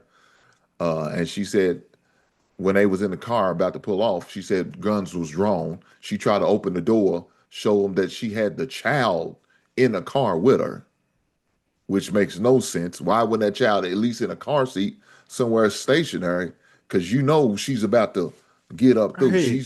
She's not looking to stop. She wasn't stopping for anybody. She was ready to get up out of Did the there. cops not see her walking with that baby? Yeah, well, that's what I'm saying. Either that or there was the cops who told her to stop and she just kept going. But they would have known she had a baby. Oh, yeah. Which means the only way that would have been justified is if the person was truly trying to run the shooter over or the shooter's buddy. Well, right? and that's what they're saying. They saying it wasn't the guy who was up on the car that shot. It was his partner that shot. Trying Somebody to else. protect him. Yes. But they still haven't released the body cams yet. Well, now the good thing is Mississippi. I think Mississippi has a police board where they they're supposedly looking into the investigation, and I don't expect it to be released no time soon. Now, usually, like here in my city, they have several days. They have 7 days to release the footage and to come up with some type of finding. And in my state, they've been pretty good with it, especially ever since that Breonna Taylor shit. They've been pretty good with it as far as a police officer shooting 7 days, and they'll release their findings. At least they released the video. I don't know if that's going to happen So it happened on I want to say Monday the 15th, either Sunday or Monday. The incident happened last week. Will they release some video tomorrow? I don't know. We don't know. Wow. So right now, only footage we have is phone cameras. And the afterwards, right? Yes. Yeah. Right, hold on. Let's see if we some of what you I talking raised my about. baby up trying to show them that he was in the car. An emotional retelling of events. Have you heard from the baby daddy? Yeah, they interviewed him, and he's talking. The parents are failing these kids, man. They should be telling them, don't say nothing. What's he talking about, bro? Well, his IQ's about on the same level as hers. And then he's talking about, unfortunately, his little sister, who's only 2 weeks apart. I'm like, God damn. 2 weeks apart? How'd that happen? Another one. You know, daddy's a Rolling Stone. He's out there in the streets. Of this baby boy who was shot and killed by a Senatobia police officer. Thank you so much for joining us tonight at 9. I'm Darcy Thomas. At the Walmart off towards the officers. That's when an officer drove towards the officing call, and the driver of the car drove towards the officers. I don't That's know. when police said they were responding to a shoplifting call, and the driver of the car out of the way, bro. So this can't be in their training. So I'm looking at this one right here. Is probably going to be the closest one right there. That one right in front of this gray car. Yeah. Right. Bro, this is not justified. She backed up. When she backed up, she hit this, looked like maybe this gray car right here. Yeah, but we're talking about To get stealing it out. Pampers, bro. We're not talking about they kidnapped a baby. We're not talking about they just did a shot 4 people in Walmart. You know what I'm saying? We talking about shoplifting, bro. Right? We're talking about property damage. But they're not going to use that. They're going to use her attempt to get away in the midst of trying to get away from the officer. Supposedly, one of the officers was supposedly in a line of her driving, and that's the reason why they shot. Correct. There's no way. If you try to use this theft of Pampers, that's not going to fly. And you ain't going to sell it to nobody. Yeah, you're going to sell it to nobody. But if they had video of that, they would have released that already. If they had clear video of what? Of her trying to hit? Yes. Yeah. Yes. They So they're going to have to get the body cam, and they're going to have to get whatever footage Walmart has. And I think Walmart is going to have the best angle, probably. Because you got to know they're going to have like a sky view camera. Right. Well, whoever the cop who was allegedly in harm's way, his body cam, if it was pointed that way, should show it. But look, I'm just saying, just going by this, unless there's another cop, she's going forward. All they got to do is shoot the tires, get out of the way, whatever. The driver of the Well, see, that's car drove. That thing about it though. Now, there's another video, same angle, but it seemed like they're cutting it off because the other person's video shows them, and you hear it where they hit the car, bang, when they back up, and then that's when another police is running over there, and then she pulls off. Towards the officers. They're saying that's when an I officer don't fired see it. into the car, hitting the baby towards the officers. She's not driving towards the officers. She's driving to get out and of the the driver of the parking car lot. drove towards the officers. There's nobody in front of them, Hank. Yeah. That's when an officer fired into the car. Unless the officers 3 feet tall behind this silver car. There's Hitting the nobody baby, in front Cohen of White. him. Well, This officer, I don't know. Maybe they talk about bumping him from his side. I don't know. I don't know. Towards the Because officers. the closest That's officer to me looks like that one right there. on the left, right here. Yeah, him. And Is he this the one's one who from shot? behind. Senatobia, Mississippi. Go towards Well, the no, officer. I think it was him. That the one that runs to the side. Because they Correct. said they hit the So inside when of is the he door. shooting? Has he shot yet? No, not yet. So the car is halfway past this dude whose life Yeah. he's allegedly saving. Yes. So if he hasn't shot yet, his story is bullshit, Hank. No, because remember she said, when the girl pulled off, my door closed. So her door is still open. The door ain't closed yet. And so I think he's the one who shot. And that's why he got it from the side angle. From the his left. So you think the dude on the to the left right. shot? No, I think he was the one who's supposedly in danger. But right. That guy is over here. But can we agree he's not in danger of the car from No, where it he's doesn't standing look right like now? it. No, it doesn't look like it. Unless they consider him supposedly sideswiping him when she backed up. So I think he's the one who's going to be doing the shooting because that door closed. I think he got up on the side of it, or he might not have. I don't know. To the car, Yeah, it looked like the dude on the left is shooting hitting the baby, Cohen Wiley. because the dude behind him ain't shooting. Yeah, he ain't doing anything. Yeah, it's that dude in the Well, left. today's supporters so you're of baby saying Cohen maybe when she bagged the out, baby, she Cohen almost Wiley. hit him. Towards the So officers. he went up in his anger or fear, right? Driver of the car drove towards the officers. That's 'Cause when an he's officer shooting now. fired into the car, hitting the baby. Wow. I don't know, man. I'm gonna stay out of it for now, but bro, that don't seem justified Yeah, at all. I mean, and that's really why I didn't really judge it because it's too soon. It's too soon, and the way that she didn't try to comply. If she had supposedly paid for the Pampers, why didn't you just stop and show them and if anything, file a grievance against Walmart? Say we don't need to shop this Walmart no more because they profiling us, they judging us, they automatically we guilty. Look, only time I've ever been asked for a receipt is when I've walked out of Walmart with no bag. That's the Well, only time they Walmart, ever asked that's me. their job. They got somebody standing there checking your receipt. They Yeah, used to have, But so is that what happened? They walking out and somebody asked to see their receipt and they ignored them and kept walking? Yes. So that's when I said I didn't know if that was loss prevention asking them at. I didn't know if it was just a regular Walmart clerk or was it the police telling them to stop. She said they, and when They she had said to have had they a could be previous anybody. history or something, because why are the cops there so damn fast? Yeah. Well, they said this Walmart has been getting a lot of theft. Right. And, some in Walmarts do contract the police officers and sheriffs and let them work security, like off duty work. I've seen them at some of the Walmarts I visit before where a police officer would have a car just parked out there right by the door. Now, it wouldn't be nobody in there, but I guess it's just I don't know, maybe they're inside the store, inside where the loss prevention is.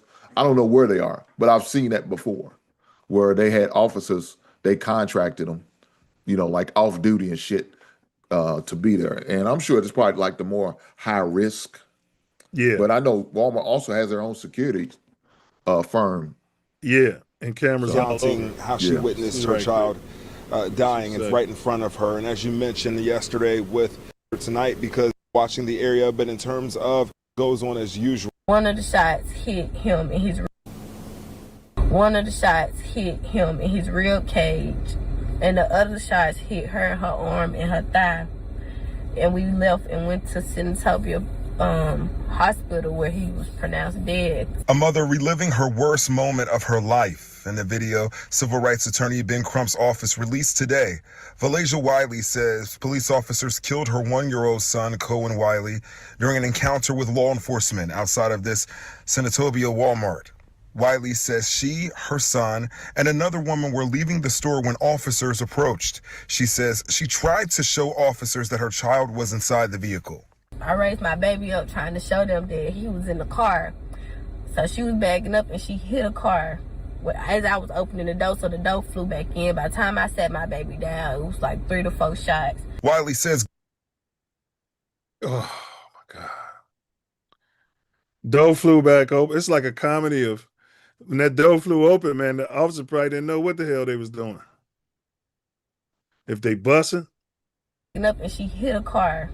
As I was opening the door, so the door flew back in. By the time I sat my baby down, it was like 3 to 4 shots. Wiley says gunfire erupted as the vehicle backed away, and she says her son was struck by a bullet. The driver was the vehicle backed away, and she says her son was struck. Okay, so the like shooting. 3 to 4 shots. She said the shooting started when they was bagging away. As gunfire erupted as the vehicle backed away, and she says her son was struck by a bullet. The driver was also hit, and they took Cohen to the hospital where he was pronounced dead. Wow. They tried to say that she forcefully was trying to drive and hit them, but they was all on the right side, and she was driving towards the left. They just personally just shot in the car. The Mississippi Bureau of I'm sorry, I Investigation believe is this girl. investigating the shooting, and they said it would be transparent. I don't believe that other girl was trying to run over those cops.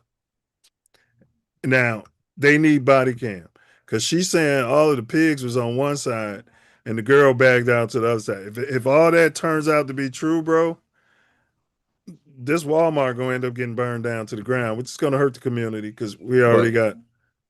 They already been, protesting tearing shit up. Said that they're going to boycott. Well, now I know for the past couple of days they've been having like security there like 24 to kind of watch it. But like you said, this is a poor community. You burn this Walmart down, you're gonna have a food desert for sure because you have no other store to go buy. So that it really wouldn't make a logical sense. But we do some silly shit sometimes, like burn our own community down instead of going to the white neighborhoods and fucking that shit up. We'll fuck up on that. Y'all notorious out there in LA for that shit. That's Milz. Well, Walmart ain't black owned and operated. You know what I'm saying? Burn that, torch that motherfucker to the ground. I'm not suggesting that, YouTube. But if it does get torched to the ground, I'll just say this: I'm not going to lose any sleep. Yeah, it'll be a food desert, but hopefully the small businesses can come up. The backbone of what this country is about. Maybe the brothers and sisters in that community can start their own businesses, and we can start shopping there and stop spending money at Walmart. If her test. Yeah, we need the body cam. And it's a reason they ain't released the body cam. One thing about 12, Hank, if the body cam makes Cullets look guilty, that body cam is dropped right away. So we ain't waiting for those 7 days. No, we ain't waiting all this damn time. No. And they got all the white people coming out, the governor, everybody. Just be patient. They trying to wait until motherfuckers calm down before they release that body cam. They should just release it, to your point earlier, right away. If people are up already, just release it. Because when people calm down and you release the body cam, if it is what she said, they're going to go crazy again. Yeah. But RIP and condolences to the friends and family. Wow. Man, all that over some Pampers. Look. Now, to your point, I hear you. For any youngins out there, even if you stole it and that's going to be the case, you're going to catch that case of shoplifting, just catch the case. It's usually a ticket. Just do your community service, whatever it is. Pulling off on 12 like that could get you shot, whether it's justified or not. It could get you shot. Yeah, what does it matter if it's not justified? You ain't here no longer. What the fuck does that matter? Correct. Shit. Correct. Look, we teach our sons, whatever it is, don't hold court out there in them streets because that ain't gonna work well for you. No, it never has and never will. Yeah. We gonna work court where we need to go work court. We're gonna get a legal representation and we're gonna sue these motherfuckers. Yeah. Hit them in the goddamn pocket. Yeah. But she's saying that they didn't steal it? Is that what you were saying that you heard? That's what she said. But when you hear her old interview with this it don't reporter, make sense. It makes no sense at all. I'm like, dude, what are you doing, ma'am? Yeah, because if you didn't steal it, just show the receipt and then, like you said, then file a grievance. Yeah, and just keep it moving. I wouldn't shop her anymore, but that would be my intuition. Yeah, I'll go 20 miles outside of my city if I have to, just to go to this Walmart because of how they treat me and how disrespectful I found it to be. Yeah, but with the price of gas now, and they probably already struggling. Yeah, you're right. But the UFC at the White House, bro. Did you watch any of that? The Dana White extravaganza? I I didn't know what it was, man, but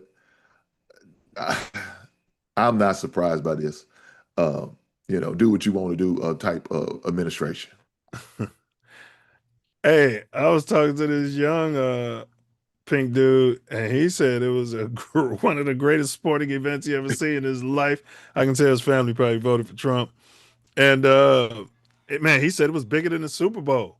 I got to see the ratings, and he was like, "Man, two of the people made their entry from the Oval Office, bro. Trump got these UFC people coming out of the Oval Office, bro, ready to Hey, fight. boy, he opened it all the way up, didn't he? All the way up, bro. Damn. It was for his birthday. Trump Yeah, made I 80. was gonna say, that's a hell of a birthday gift right there, ain't it? That's and only he could do that. Only the white man. And he accepted the Air Force One gift from Qatar, the nation of Qatar. You know that's a Trojan horse. That's a Trojan horse, bro. What were the ratings for UFC event? Yeah, I didn't watch it either. I don't watch UFC, so it's not that I didn't watch it just because it was at the White House. You watch that? You watch that, bro? UFC? Yeah, I'm a USC guy, but I haven't been keeping up probably about the past year though. So they said it was 7 million average viewers in the U.S., 8.2 viewers across U.S. and Latin America. So I was telling the little pink kid, you're being hyperbolic, bro. Talking about the Super Bowl. It was MAGA lies, suggesting viewership was in the hundreds of millions. It was Trump and MAGA lies. 7 million ain't nowhere near what you get from the Super Bowl. Hundreds of millions watch the Super Bowl, bro. Yeah. The fact that you and me are talking about we didn't watch it should tell you something right there, that shit wasn't approaching the Super Bowl. No, he was in his mind it did, but not in reality. All right, Ace sent something, bro. Big Percocet is the head coach now at JSU, Jackson State University. What's your take on that, Hank? Well, I mean, I know Mo Williams left to be an assistant coach at Kentucky. Matter of fact, so I'm surprised. I didn't think. Well, did Perk graduate from college? I mean, I know you at least got to be a college degree to get the job. I mean, I know he was coaching a few AAUs. I mean, his lack of coaching experience is limited, but to the point where is this what we doing at the HBCU too? What's his name, man? Big Perk. Yeah, Kendrick Perkins. Okay, Kendrick. What college he went to? He didn't. He straight out of high school. Did he? Yeah. If it's Kendrick Perkins, who I'm talking about. Yeah, it's he used to play for the Cleveland and Boston. Yeah. And the Thunder for a while, yeah. Yeah, he's a good friend with he went to Clifton J. Ozen High School in Beaumont, Texas. Shortly after he was selected in the first round, yeah. Wow, Jackson State. That's a good point. Huh. Maybe they don't have that rule in the I mean, I don't know. That's a damn good point. I don't give a fuck if y'all go to class. He gonna be telling that shit. Maybe he went to the University of Phoenix. Them online classes, man, they can get a degree from anybody. God damn. I don't know. When did this news break? When did it happen? Today? He sent me a picture. Let me see. Let me fact check it. I was gonna say, you gotta remember, Ace might have had a couple, two shades to the wind when he seen. It might have been some old cheap ass, non-credible. Well, those Leo guys, they be getting the KKK feed. God damn. Tory went to Leo. Tez went to Leo. Ace went to Leo. It's Kendrick Perkins coaching JSU. If that's the case, congratulations to him, man. That's a definitely huge honor because only time I know he's been coaching, he was coaching some of his son's AAU basketball team. I don't know if that would affect me. Like if I had a kid and the head coach is pulling up and he ain't never even went to college. I don't know if that would affect if I'm gonna send my kid there or not. I just need him to focus on coaching basketball, and we'll let the dean and the counselors and everybody else worry about the academics. So probably how it should be anyway. So Ace, what are you sending me? He is not the head coach of Jackson State University men's basketball. Instead, he serves as the team's general manager. That's a big difference. It's a huge difference. I don't even know what a team GM is. Well, a lot of these teams are doing that now. To me, I think it's like a glorified recruiting coordinator. Since all this NIL money and everything's going on, he can funnel the kids in there and give them the best deals and stuff like that. Okay. There's a lot of good basketball players coming out of the state of Texas too, man, here lately, especially these past 20 years, man. I'm glad you had me fact check that. Because once you said he didn't even go to college. Ace might didn't like that. Ace probably wanted that credit, man. So, my bad, Ace, for ruining your father with that bullshit.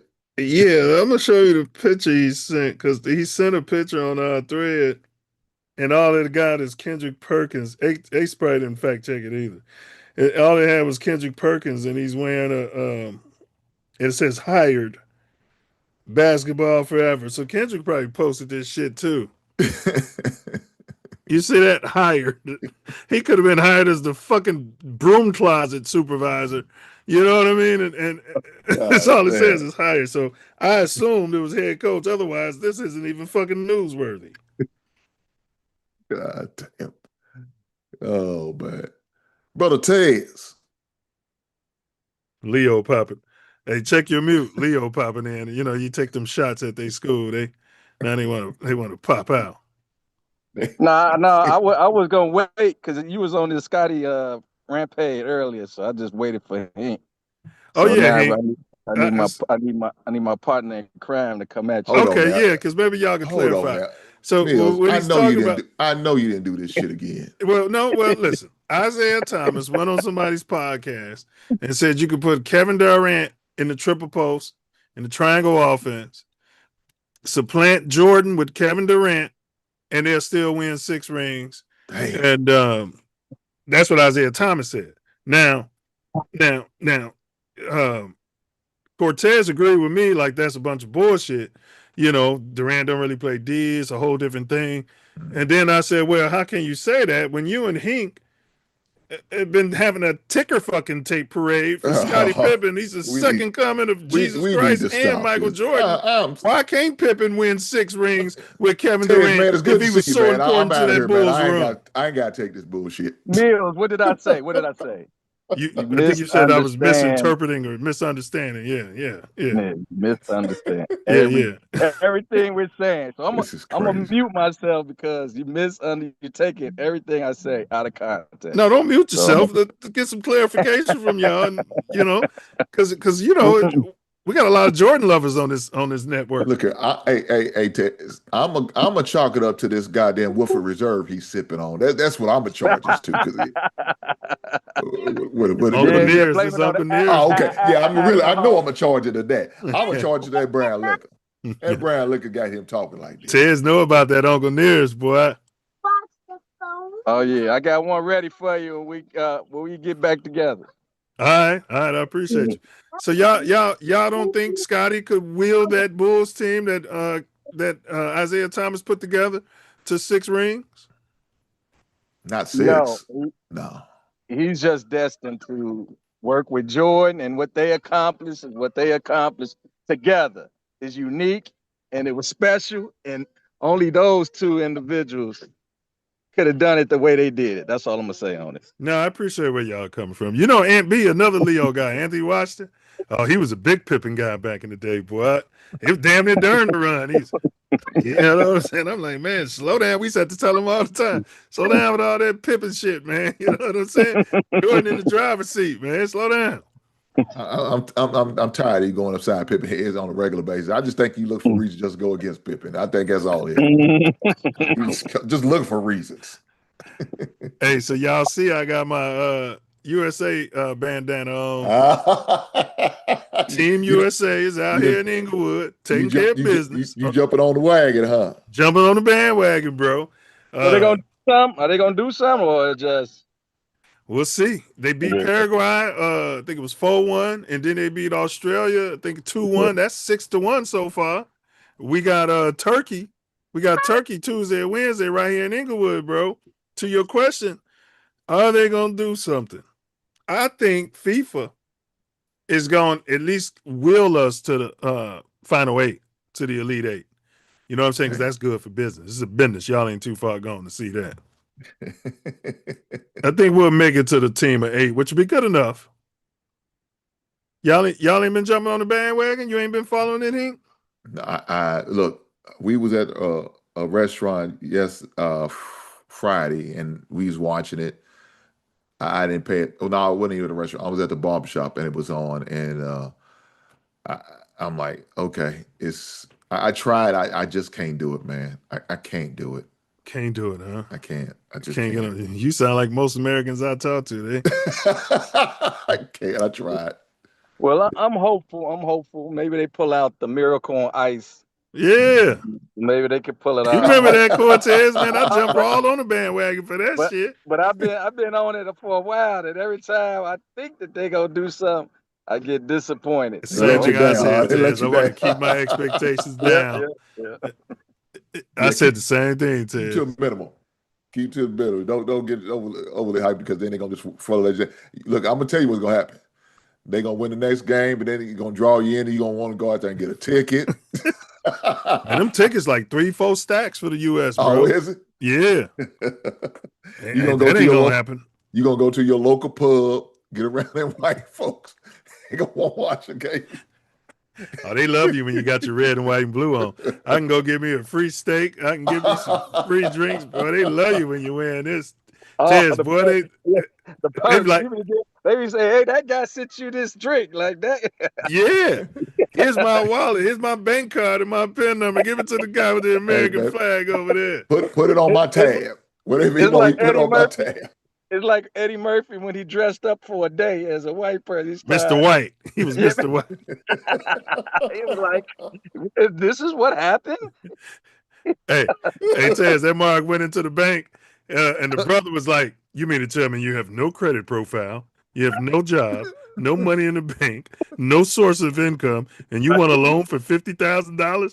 And the bank president came out. The white dude was like, Cortez, go take an early break. In fact, take a 2-hour lunch. Right. And then they were laughing. He pulled out a bag of money from under the desk and handed it to the white man. Silly Negro. Hey, if Diesel was here, he would tell you what episode that was on Saturday Night Live too. Yeah. Oh yeah, he sure would. He would go word for word repeating what happened. Hey, y'all heard about that goalie though, man?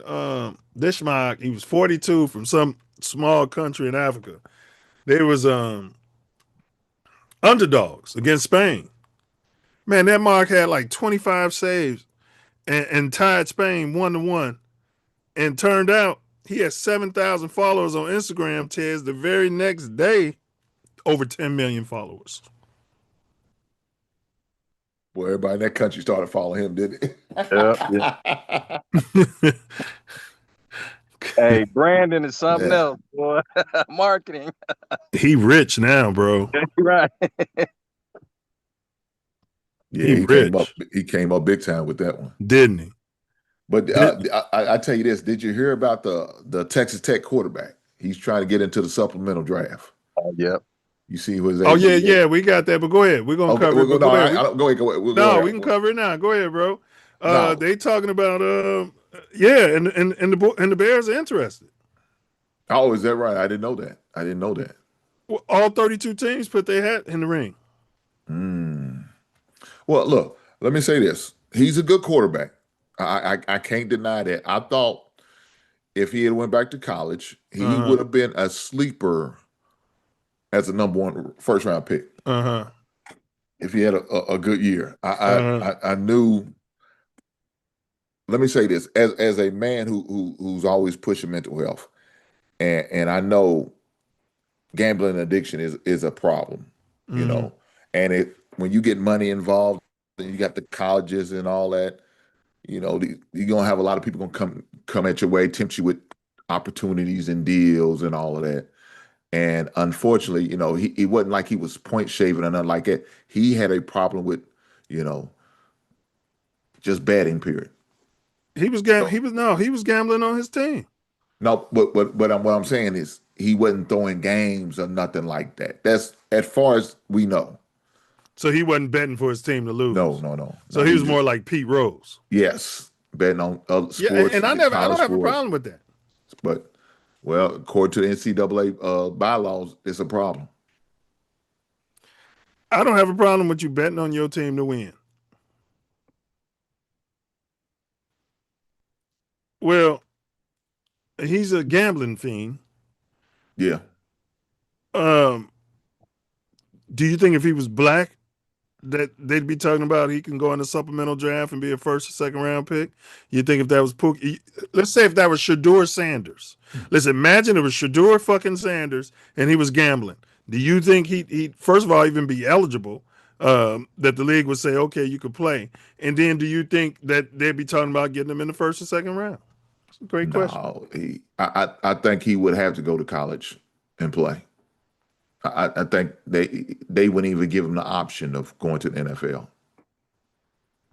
If it was Shedeur, I don't even think they would give him the option to go. He would have to go play college and at least kind of let shit die down and have a productive year before he even think about it.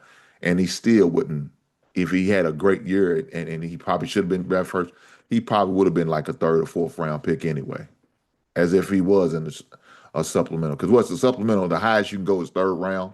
I think people give up a third round pick for you. Ain't that? I thought that was like the highest. Like you get, the third round is like the first round in supplemental draft. Oh, okay, maybe that's the case. I thought I could be wrong though. Maybe that's the case. I'll look that up. Main issue, Mills, is that the guy wanted to return to college and play. But the conference was like, no, we don't. We want. They pretty much rallied up and said they was gonna sue the NCAA if this guy is able to play in college. So they kind of was like, really to the point was he couldn't come back and play, and because of this issue with the gambling. And that's the misfortunate piece where they was like, they didn't have any understanding of his addiction and problem. They just wanted him out the league. And Texas Tech and if Texas Tech would have played this guy based on the ruling, right, then they was gonna gonna sue the conference, not the conference itself. So that's the real story. What's the issue with these programs? Betting on these players and then when it's become a problem, when they have a problem based on whatever issues they have, and then they don't want to support them. They want to just throw them to the wind, right? Well, Sorsby admitted to extensive gambling violations, including betting on sports and placing wagers involving his own team while he was at the Hoosiers. Court filings cited by NCAA allege he made thousands of bets totaling $90,000 and placed at least 40 wagers on Indiana football games during his freshman year. However, neither the NC2A nor the reporting I found accused him of point shaving, to your point, Hink, deliberately losing, or otherwise throwing games.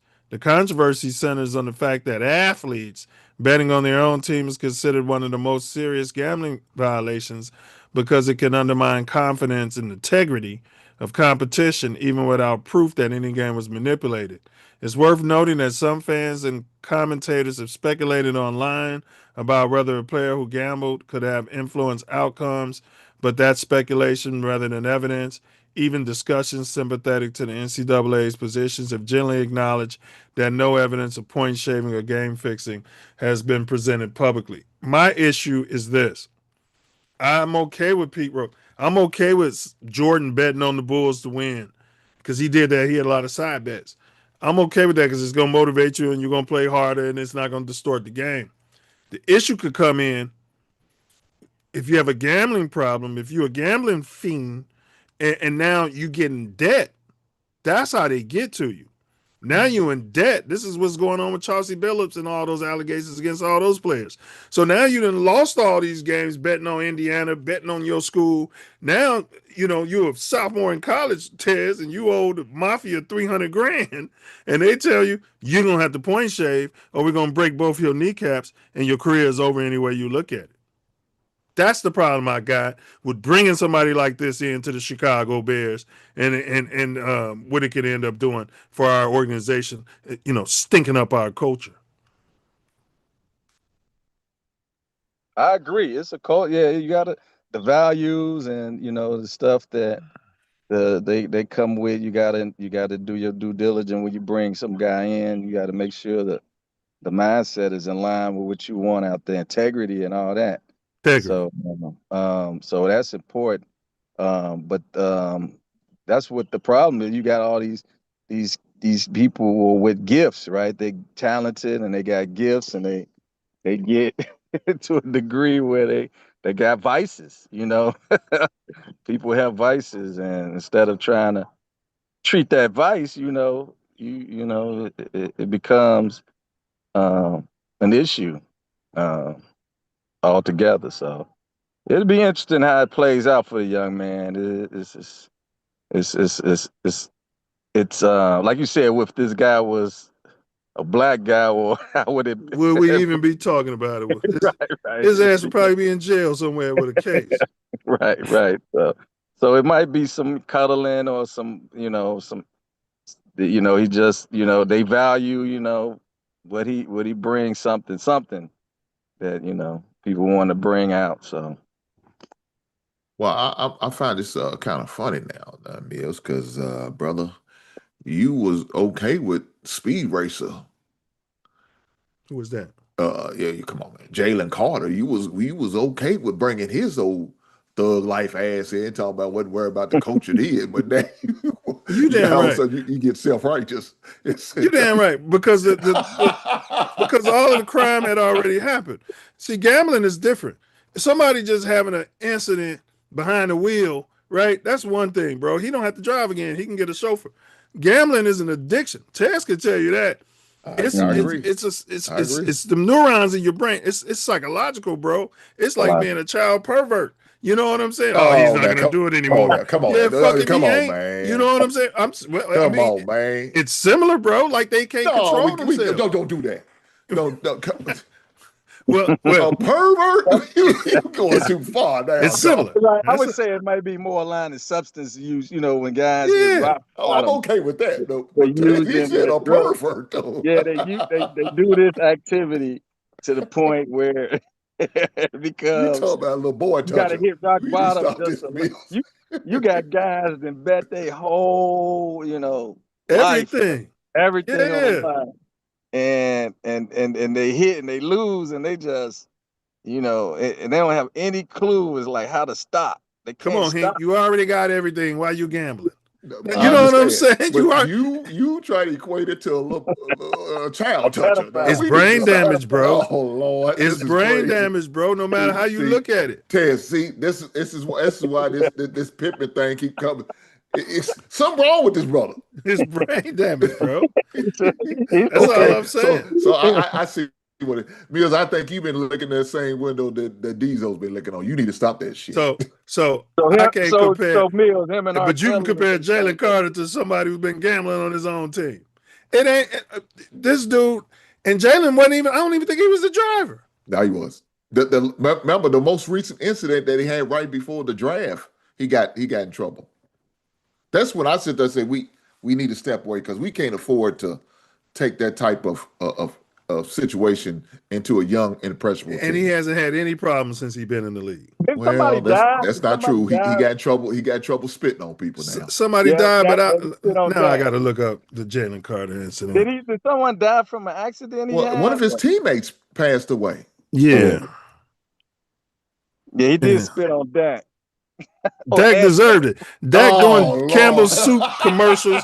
Dak didn't kneel when the brothers was kneeling. Wait, that Came was the out there and opening supported game. Master. Came out there and supported. I'm not gonna kneel. There's a better venue for this and all that shit. Hell yeah, I'd have spit on his ass. Everybody should be spitting on Dak every fucking game. That was his opening game too. God damn, Mills. He got Man, you know that's the worst thing you can ever do to a person, man, is spit on them, man. Man, the worst thing you can do is sell out your people.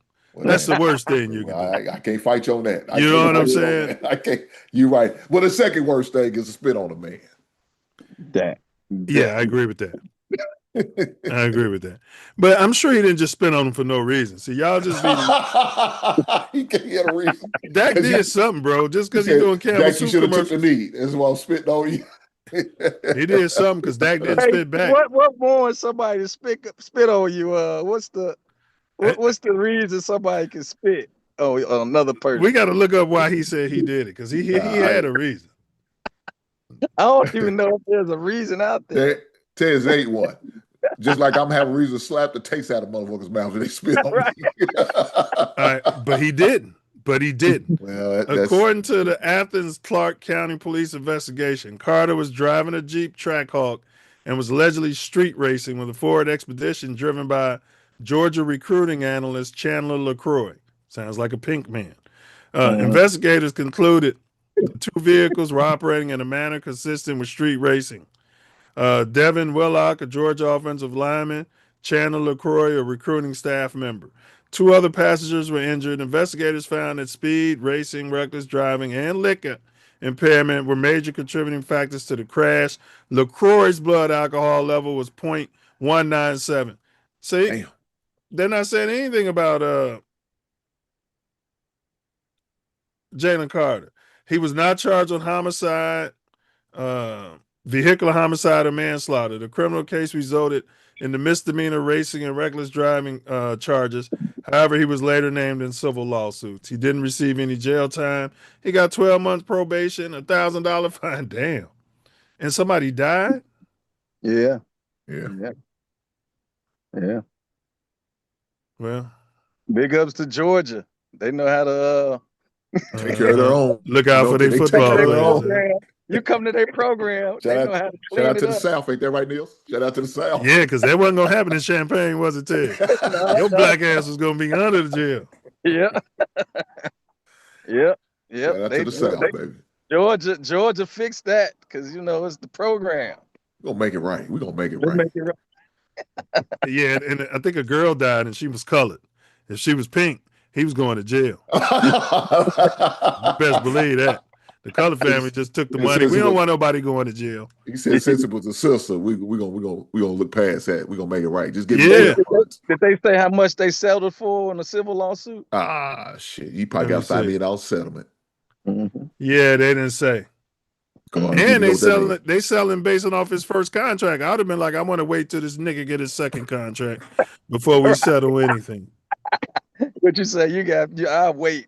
I'm gonna wait. I need a guarantee though, a minimum guarantee. If he don't get the second contract, we're gonna take whatever this is right here off the first. But they probably have statute limitations on that, so it might. That's why you solidified in the tort right now, which extends the statute. It's a contractual agreement. I want 30% out of this nigga first contract, and I want 30% out of this nigga second contract. Is that what they call it? Yeah. This is exactly what I'd have been saying. He sounds like he knows the deal. He knows how to play the game. How to finagle. Mills and represented a couple people sound like. Exactly. I need to hire him. Next time I get tipped up on the street. Yeah, he getting little money right now. I want that Bobby Bonilla money. Now, while y'all trashing Jalen Carter, it appears that JC believed Dak Prescott had intentionally spit in his direction, and he reacted by spitting back. And I've been around them cowboy Latinos. When you out here on the West, every time you get around them, now they decide they want to spit and shit. It's like they want to start they want to start like a, you know what I mean, like an old duel. They spit, and that's how he took it. Now, you don't like spitting, Hank. You walking up towards somebody and they spitting near your feet, you're going to think of it like, wait a minute. Prescott did spit on the ground in the direction of the Eagles' defensive huddle. Prescott later said he wasn't trying to spit at Carter and that he spits frequently during the game. Well, spit it in another fucking direction. Oh, buddy, y'all crazy. Yeah, y'all. Well, look, back to the quarterback situation. Yeah. Would you take him? Be a backup to Caleb? I tell you this. If I was to take him, he wouldn't play football for a whole year with us. I would definitely send him to get him some more therapy, some more help. Make sure he goes to mandatory meetings in order to make sure everything on the up and up. Definitely gonna have to send put a tail on him to make sure he's not heading nowhere. And I need to know all phone records and have access to all phones that he has. Yeah. Give him a cash allowance that only covers his basic needs. Man, come on. What's your boy? I think who was that? They said they put that on Dez Bryant. He put a tail on everything that Dez Bryant did to make sure he was going to stay eligible and make sure he did right. Yeah, that's what I would do if we was to get him. Yeah, I wouldn't mind taking a chance with him. A third string quarterback, why not? I wouldn't take him. You, Tez, you taking him?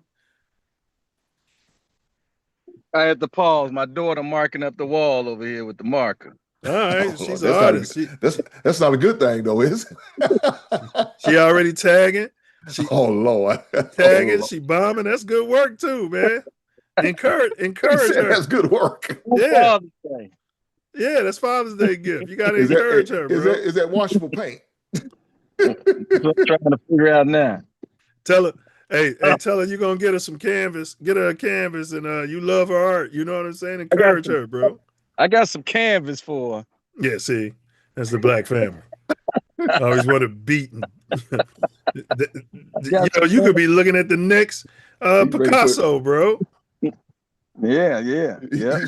He's ready to pull a BTA, belt to ass. Belt to on Father's Day. My daughter, she painted on my house. And for my Father's Day gift, that's how we came up. Shit, yeah. Lessons had to be learned. Lessons had to be learned. Oh my goodness. Look, and look. This is not the first time. This is an ongoing issue. So. Oh Lord. My walls. I'm like, Hey, they got walls though that's made for that, bro. You got to put that drywall in the room. I know they say that, but when you get it in the nitty gritty, try to clean, depending on what kind of marker it is. Yeah, and then you put that wall there, and then as she's still putting it on the other wall. We got to get us some blank coloring books, man. Say, hey, baby, have at it. Have at it. But this dude Vozina made 7 saves in Cape Verde's 0-0 draw against Spain. He was 40. And so, yeah, he's rich. I just wanted to see how many saves he got because I've been telling people 20, which is false. All right. Kyrie didn't show up to the Cavs reunion. Brian put together a reunion for his friends, as he put it, on the Cavs team, the same friends he walked away from and took his talents to the LA Lakers. These are friends, though. But he didn't do this for his other championship teams, right? Just this Cavs team for some reason. And Kyrie was the only one that didn't show up. Kyrie said he had too many business engagements. He was too busy. What do y'all think about that? Yeah, that sounds like some bullshit on Kyrie's part. I think they still have some type of he still has some type of ill feelings about him leaving Cleveland the way he did. I think that's what it is. And I think everybody else forgiving him, you know what I'm saying, they moved on, you know what I'm saying, they understand it's a business. I think Kyrie felt some type of way, so that's probably why he didn't show up. So, and let me ask you, wasn't Kyrie saying he was going to leave anyway, like almost before Brian, which kind of sparked Brian? Like, I think if Kyrie would have stayed, Brian probably wouldn't have left. Brian talked Kyrie into staying. Oh, is that what happened? Yeah, he was ready to get up out of there. Oh, yeah, that'll piss you off. That'll piss you off. I got a quick video to run. It's like 45 seconds. and then we can get to it. We almost finished. I know it's Father's Day. Y'all probably got cigars to smoke and shit. All right, here we go. This the celebration. My youngest boy. Look at my youngest boy. My youngest boy. Oh, wow. How you doing? How you doing?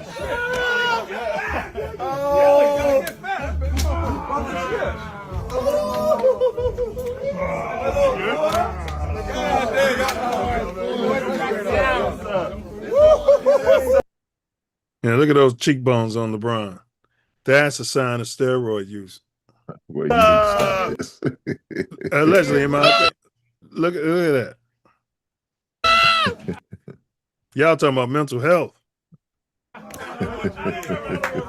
mean, seriously. Taz, you look at this and tell me if he shouldn't be put away somewhere. This guy's 42 years old.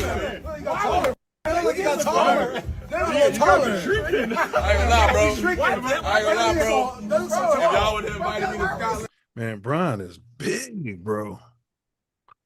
You looking at him compared to everybody else, man, that dude is massive. Well, man, all right, he's the only one still active in the NBA right now. Yeah. Maybe, I don't know if Tristan Thomas still doing anything. Nah, he's finished. He's the only one still active in the NBA. What do you want him to do? You gotta keep up with these young boys. Delonte West there? What's that, Ted? Was Delonte West in the building? No, he banged. he wasn't on team, though. He was at LeBron's mama house. Oh man, y'all silly. Y'all silly. Don't do that. Don't do that, Milz. he was at the other cookout. Hey, yeah. So Tez, anything you why you think Kyrie wasn't there? Kyrie, yeah, he in bigger and better things. He trying to win something at Dallas with all the problems they got over there. So, but it's off season. He can't pull up. Nah, you know he didn't been moved on from that. Kyrie, y'all got any interest? Kyrie in the Bulls uniform? Hell no. So what? He can play 25 games and we won't see him the rest of the season? No, I'm good. You, Tez? Because the Bulls got the most salary cap. Yeah, the most money. They got some money. They got some money. Yeah. Bring in a young draft pick. Bring a Kyrie in here. Maybe get another veteran. I don't know. I wouldn't pay him. I wouldn't want to pay him all that money, but I want Bulls to kind of. Yeah, I wouldn't pay. He's going to demand a lot of money and be hurt as soon as he get that tender. It ain't gonna be justified. But yeah, I like that A-Cuff kid. I hope they can get him. I've been pushing for him. Mills don't want him. You don't want that cut. He don't look athletic enough to me. Oh my God. I told you ain't watching play, man. Yeah, I ain't watching. I ain't gonna lie. I want that dude Diesel was talking about. He look athletic. What's that dude named Diesel was talking about? Man, they call him a Sean Kemp or even a Kevin Garnett. He was talking about A-Cuff or your boy Caleb Williams. Caleb Wilson. No, you and Diesel was talking about two different players. Oh, you said Diesel. I thought you said Ace. No. Me and Ace was talking about A-Cuff. Yeah. He was talking about Caleb Wilson. The boy talking about from that Carolina. Next. Yeah, if they can get Caleb, and I want them to pick up Caleb and A-Cuff. Oh well, shit, you ain't getting them with that 13th pick. Then we'd have to be giving up next year. Yeah, no, we would have to trade up to get it. They're gonna have to trade up that 13th pick or something. Yeah. It'd be nice to get two of them in here, like when we got Pippen and Horace Grant, same draft. Yeah. Of course, we already had Michael Jordan, who y'all don't like. He was shooting too much. Here we go again. Jordan was shooting. He was shooting too much. He didn't do everything right. He didn't do everything right. And Jordan wasn't way to perfect knock down and all old this Pitt, shit. boy. Any way to knock down old Pitt. 6 rings. Gonna find it. 6 MVPs. We ain't win shit before him or after. And y'all sitting there talking to me about Pippen. This is crazy, man. I don't understand it. This is madness. Mike is the all look. the per Walt Chamberlain. Like I witnessed all he's done. Like there's no other player better than Mike in my eyes. Not the GOAT. Not the GOAT, who we all love so much. Not the GOAT who came out there and bust his ass and gave everything to get y'all 6 rings. We talking about Pippen. Not the GOAT. I Not the GOAT. We talking about Pippen. I love Jordan. I have enough love to love Pippen too. Ain't nobody talking about saying that Jordan's not the GOAT. Only person said that is you, Milz. Yeah. Accusing us with this bullshit. I just give love where it's due. I ain't the only one. Diesel said the same thing. Ace said the same thing. Y'all talking about Pippen. They just not on the show today, so y'all can single me out. He deserves You love. gonna run it up? You gonna run it up? Give him some love. Hey man, this is crazy. Rings. This is crazy. Y'all got Pippen 33. Y'all wives was like, baby, I bought you this Jordan jersey. Take it back and give me the Pippen jersey. I know that's what y'all be on. Take it back. I want 33. Look, the best 33 ever is Kareem Abdul-Jabbar, aka Alcindor. Yeah. That's the best 33 ever. Yeah. While y'all playing, I'll take Pip over LeBron. I stand on that.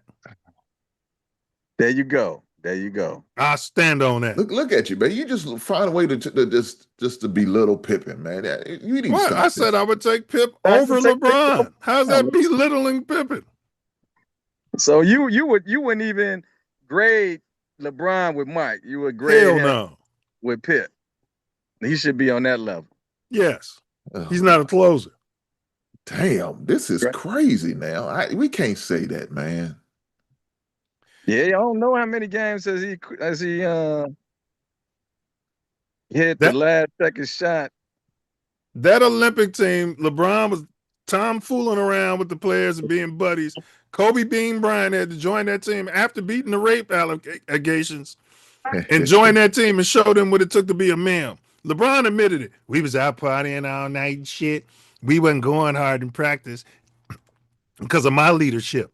And then LeBron said it. And then Kobe came in. We was coming from the club. Kobe was working on his game. Kobe was challenging us in practice. Period. I want a Pip before I want a LeBron for that reason. What about you, Tez? Who you want? I know you're a Pippen guy. Who would you start an organization, you had a chance between LeBron James and Pippen, who you rolling with in their prime? In their prime. See, this ain't easy. This ain't easy for Tez. Yeah, I would go LeBron. I would go LeBron. You got to remember. What I got to remember? You great as he is, he's not a good. I mean, he becomes a good leader on the floor, but as far as your organizational leadership, he is not that. He's not built for that. He's not built for that. LeBron is, as far as bringing in money to my organization, and he's gonna bring me money. He's gonna bring me a lot. So you saying Pip ain't built like that? Y'all sound like me. All right. What about you, Hank? Who you going with? Hey man, give me LeBron in his prime, man. We need to stop this. You don't think Pip could lock down LeBron and do him like they did him in that Dallas Mavericks series?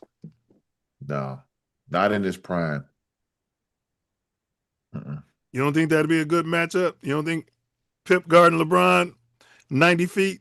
You don't think he can get in LeBron's head and get his? You honestly think that Pip couldn't limit LeBron to about 25 points a game, 6 assists, you call it limited? Free throws. That's a good series.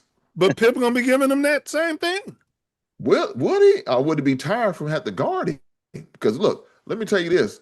He's going to the basket, and he's putting elbows and everything in that man's chest. He's coming down like a freight train, and Pip ain't guarding nothing like that. Pip was never guarding nothing like that now. Y'all just disrespect it.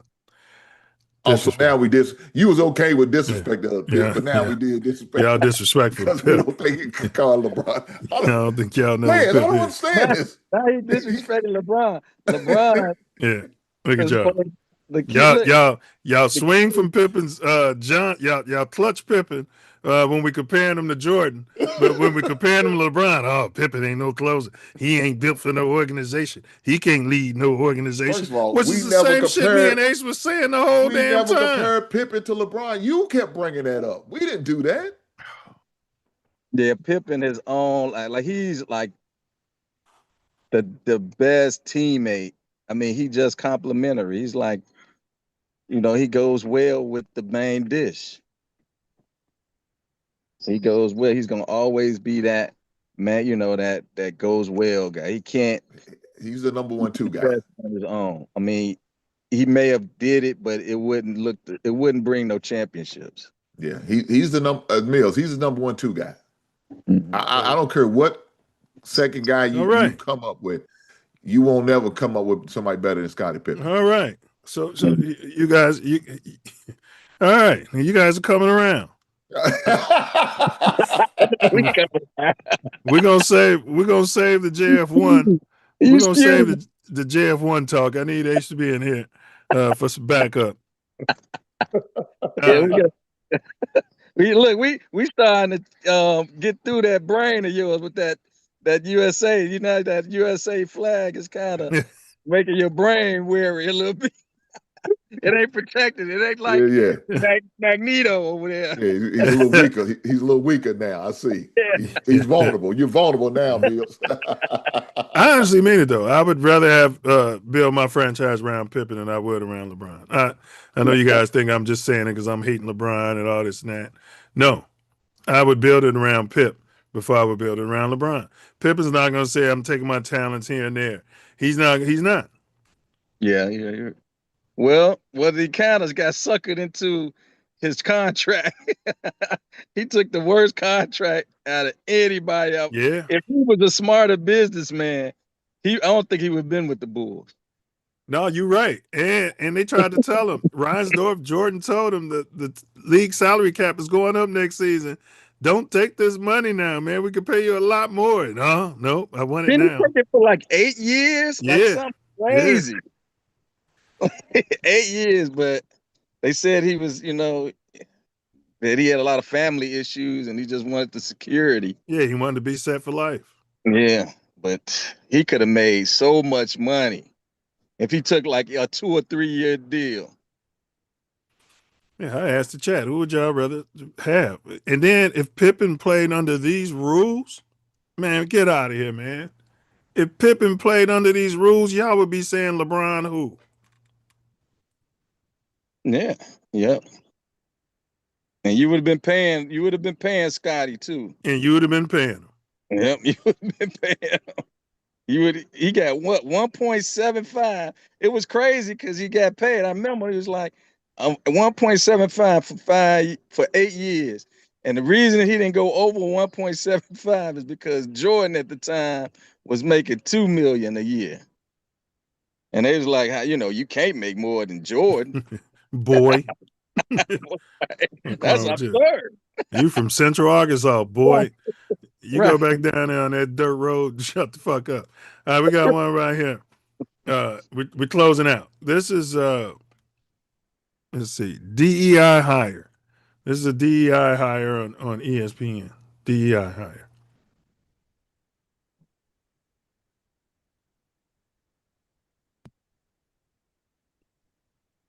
Hi, Justin. Welcome to Kansas City. Okay, hold on. Johnny, I'll have a second question as well.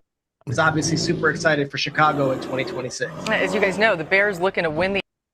Okay, now this lady is apparently a DEI hire on ESPN. Watch what she says about division champs. Is obviously super excited for Chicago in 2026. As you guys know, the Bears looking to win the NFC North for the first time since 2005, 2006. So by my math, that's like 20-ish years. Looking to win the NFC North for the first time since 2005, 2006. So by my math, that's like 20-ish years. Crazy. How the F can ESPN? Yes. Yes.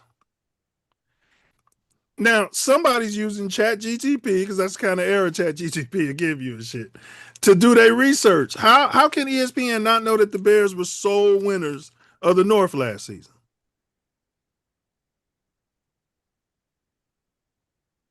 Yeah, that's behooves me. Somebody didn't do their home. Somebody was reading a teleprompter from last year. And it was three people up there who just watched their letter said and nobody corrected it. DEI hire. And that's why when I be watching sports, I'd be like, why am I listening to this month? You know what I'm saying? Shit like that. Well, you got some fans. You got people you get in an argument in public and they be quoting everything from ESPN Sports. Everything. Everything.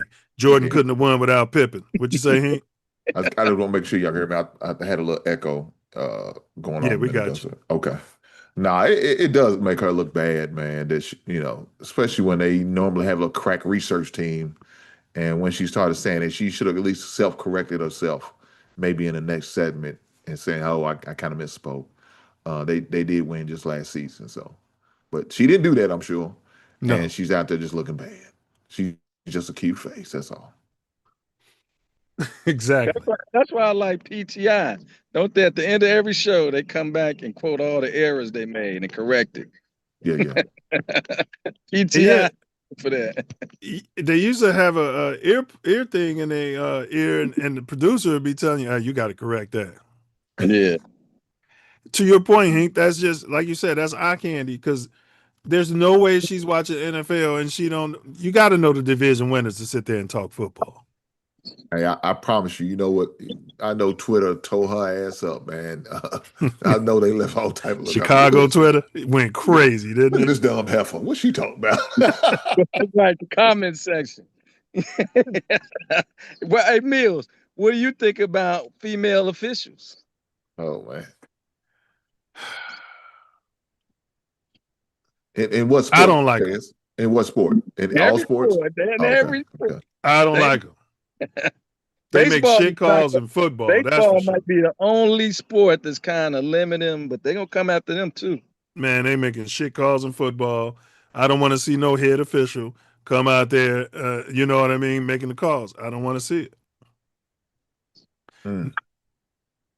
But what about basketball? No, they can't. They could do WNBA. They can't adjudicate a man's game. It's different, bro. Yeah. And that's DEI from the core. They hiring. Milz is an admitted sexist. They can come on your show. We're in the label generation. You know what I mean? He gonna go outside. They gonna be protesting everything. Look, they getting a lot of jobs. Look, the NFL is just about to try to do away. They had some issues with the officials, and they're trying to bring back the scab officials and get rid of the officials over. That's going to be a disaster. It's always when we got a good team. We got to deal with scab officials. It's going to be a disaster, bro. They need to go ahead and pay those guys, man. The NFL's got the money. Well, the NFL don't want it. They don't think they have to. They have their own. It's the shield. They got to protect the shield. What do y'all think about my proposal that after the end of every game, the head official should come out and talk to the press, just like the quarterback does, just like certain players do. The head official, especially in this age of gambling, should have to come out there and answer. What were you guys thinking when you dropped that flag and then you all went in that little fucking huddle and then you picked it up? What was that conversation? What happened there? Mm-hmm. Right? I would watch that. Oh yeah, they can make. Yeah, that's probably a way to make some money, ain't it? Because the thing is, it's error, human error. It's gonna happen. It happens. It happens. You can't. There's no way around it. So now you have the opportunity, which the officials getting a little better now. Where it's better. automation and sending it to the booth Yeah. and doing all that. But then there's always something that happens on a court or on the field of play is just subjective. Put them on. Oh yeah, happy birthday, Tez. I didn't give you. I mean, a happy Father's Day. My bad. I didn't give you a happy Father's Day. Oh, thank you, sir. Thank you. So hey, take care of some of these kids now. So I know that's right. What do you think about that proposal, Hank? Get the officials under there so you can say to them on that pass interference call right there. What are you guys looking at? Now, during the regular season, I wouldn't care for it too much, but especially due to postseason, I think that would be a great idea to implement something like that, some type of send them to the podium and answering the questions of our questionable calls. I think it would be a great idea. Now, I know at one time they was talking about adding, actually hiring the official as full-time situation, because I think right now they're still like part-time employees. Yeah, they are.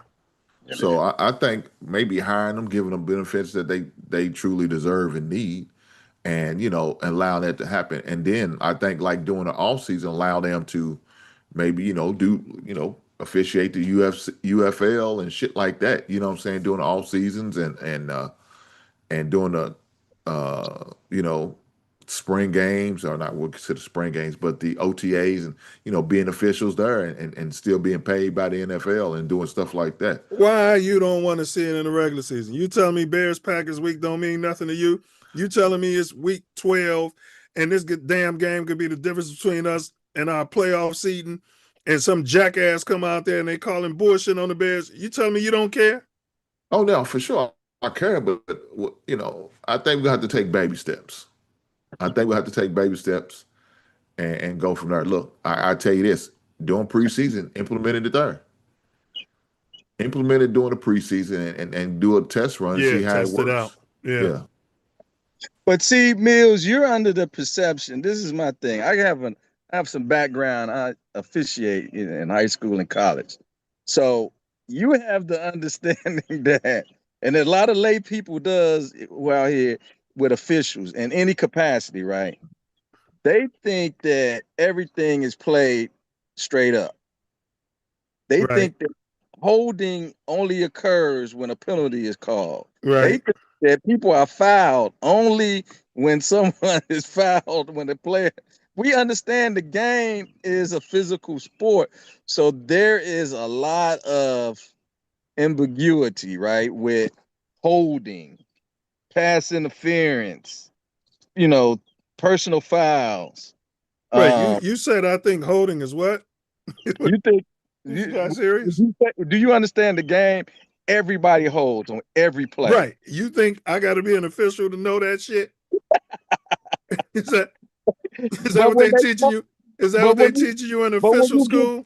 But when you get called for holding, why do someone gets called for holding when they hold every play? When you go to practice, the coaches teach their players to hold. Correct. So that's why I want the official up there so I can say, all right, you didn't call this holding. But then when the Bears did it, you called that holding there. Why do you call it on the Bears more than you call it on them? These are the questions I want the officials to be asked.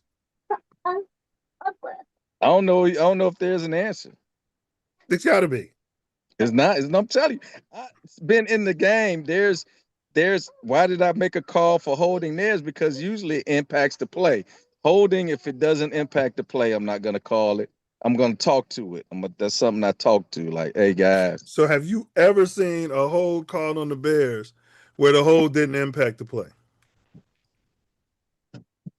Yeah. And those are the plays I want to question the official on. Because there's the big component of the game as officials is game management. Uh-huh. Game management is 80% of what you do out there. Right. You're just trying to get this game in, and it's the time limit. And this is what I want to hear. You hear this, Hank? It all comes out. We just trying to get the game over with so we can go home, man. We don't care about this shit. You'll be out there sitting all day, picking up flag every play. Right. You'll be out there all day. and couldn't enjoy a game This because is what the American public wants to know. And it's true. And that's like basketball. You'll be out there calling the guy be at the free throw line all day. Because there's fouls happening every minute, every second on the court. I guess you could. You could. So what you're telling the world, if you're a defensive player, you're better off fouling people than trying to play defense, because more than likely the ref is going to be too lazy or too impatient to call every foul that needs to be called. And this is what I tell a player that used to come up to me crying about the guy's holding me. He's holding me. I was like, well, make him stop holding you. Get stronger. Right. There's some people you just can't hold. Right. They're a beast. Right. So I tell them, I was like, if he's holding you, make him stop. See, yeah, I had that in me, but what I would do is just hold him. You know what I mean? That's what I'm saying. And then both of y'all are out to play, so it don't make no difference. Yeah, just hold them. Everybody hold everybody. Yeah. Fuck it, let's get rid of the refs. You know what I mean? We don't need them. Like, because sometimes those guys be looking for an out. Yeah.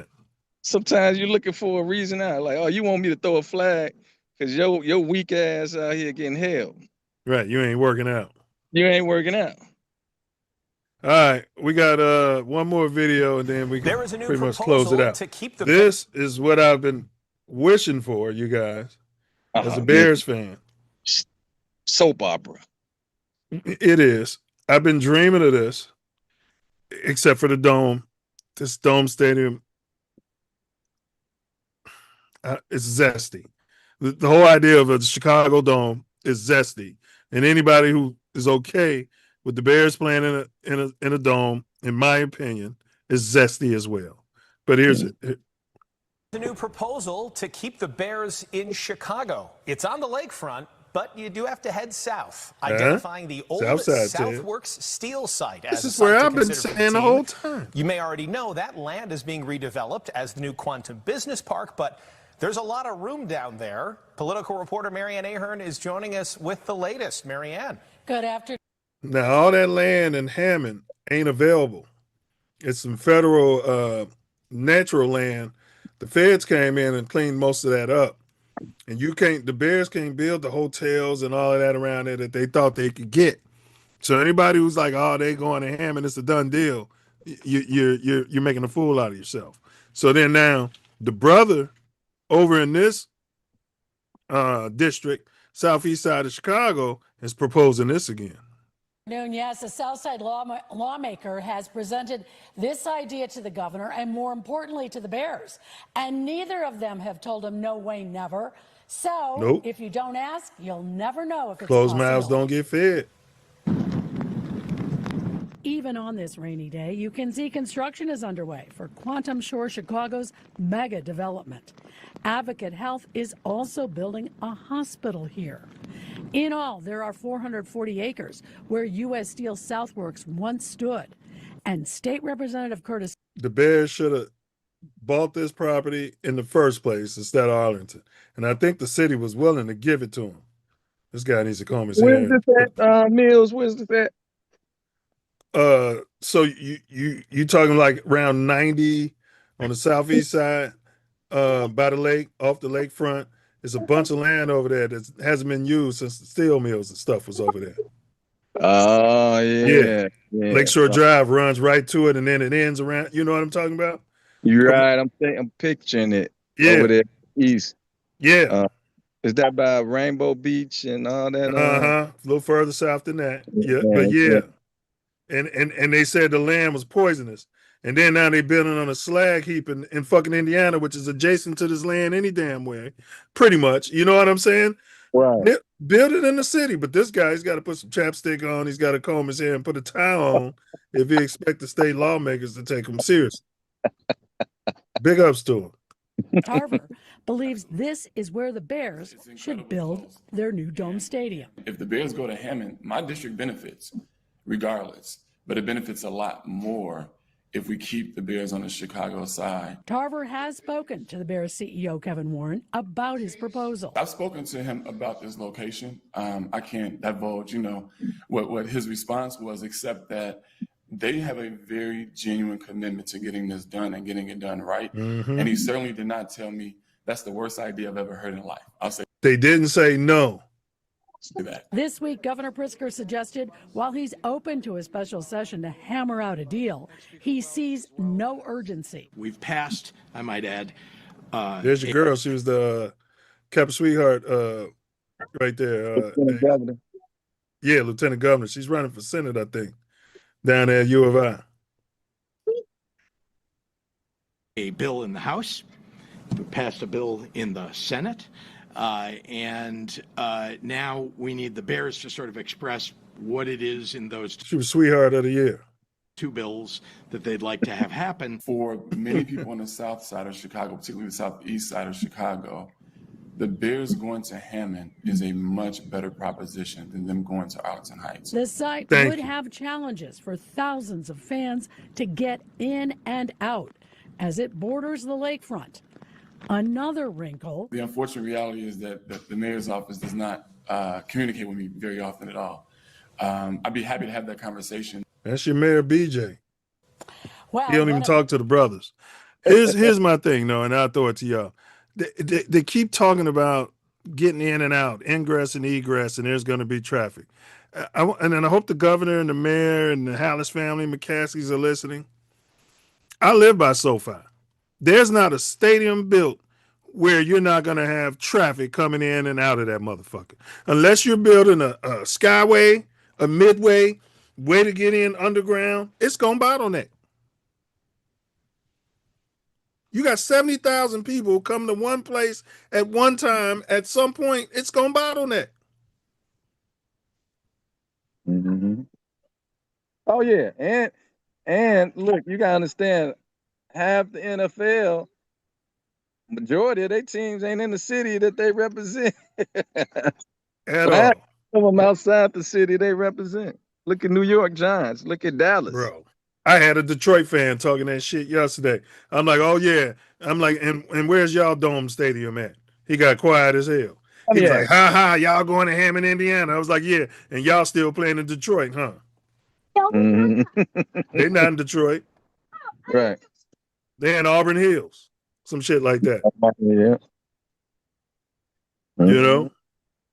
But that was the one thing about Chicago. All our teams play in the city lines proper. There's land at Michael Reese. There's this land, Tez.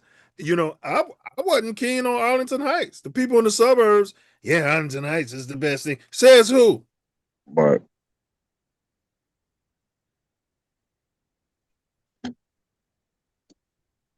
Says who? What I want them to do is, it's a lot of billionaires doing billionaire dumb stuff when they don't have to. Mm-hmm. They still trying to make more and more money off the taxpayers' money. So you're out here playing billionaire games with people out here, who can't afford. You can't put all the money into these taxpayers to formulate your stadiums. You got to put a lot of money in yourself. I agree, man. The builder of SoFi, they made a bid. So Inglewood made some concessions to get the stadium. But yeah, they built the stadium out of their own pocket. And the guy who built Intuit Dome where the Clippers play, he didn't ask for no money. Mm-hmm. See, that's what I'm talking about. Just the infrastructure, the roads, which is the city should be providing that anyway. That's what your property tax is going to cover. And see, I don't know how those McCaskies are really trying to, are they really trying to pay for this stadium? It was a bad business move to buy the land first, and then try to negotiate. And that was before the president. That ain't on Kevin Warren. But that was a bad business move to buy Arlington and then try to, act like, yeah, we'll still go to Indiana. Ain't nobody buying this. Tez, if your family bought an empty plot of land somewhere in a community, and then you're like, well, I'm gonna build my house, on the other side of the city. Yeah, you blood out your ass. You already bought this land, and you've been paying property tax on it for 5 years now. We know where you want to build your house at. Right. Right. Like you trying to sucker. You trying to make me. You bought this land with this beautiful property. Arlington Heights is beautiful with this beautiful view, and you're trying to pretend to me like you want to settle for some other shit. Mm-hmm. Well, yeah. Well, build it. Right. Build it, dude. God damn it. Build a house. Man, they asking for don't get mad when you was like renting from me all this time. All this time. You want me to build a house and pay for everything. Right. We give you some rent control. How about that? Right. Yeah, it won't be like, hey, I bought this land over here. Y'all want to build on it? Man, they said the Bears are looking for, I think, 40 years. Tez, imagine if when you bought your house, they were so thirsty to get you in it, they offered you 40 years of no property fucking tax. Right. That's a done deal. Right. Where do I sign? Mm-hmm. That's what the billionaires are wanting. 40. They said so. The McCaskies are saying they'll pay for everything. They already got the land. Mm-hmm. They want some help, the infrastructure you're gonna build. But they want 40 years no property tax. So when the place on fire and the fire department show up, they ain't paying for none of that shit. Yeah, they wanted, yeah. All the potholes that's gonna come from the people driving to and from that stadium and to them concerts and shit, and the trash that's got to be picked up and cleaned up after that shit. They don't want to pay for none of that shit. That's the taxpayers gotta eat that. Yeah, got to eat that, whether you're a Bears fan or not. Eat it. You can be a Packer fan living around there, and you got to eat that. Hey, we got Dizo in the chat. He deleted one of his messages. I don't know what the fuck that's about. But then he said he bet on his team too. He's talking about your boy Brennan Sorsby. Yeah, we know he bet on his team, Dizo. We was just wondering if he was point shaving or saying that betting on his team to lose. That's what we wondering. And Dizo, if he was colored, do you think it'd be any different?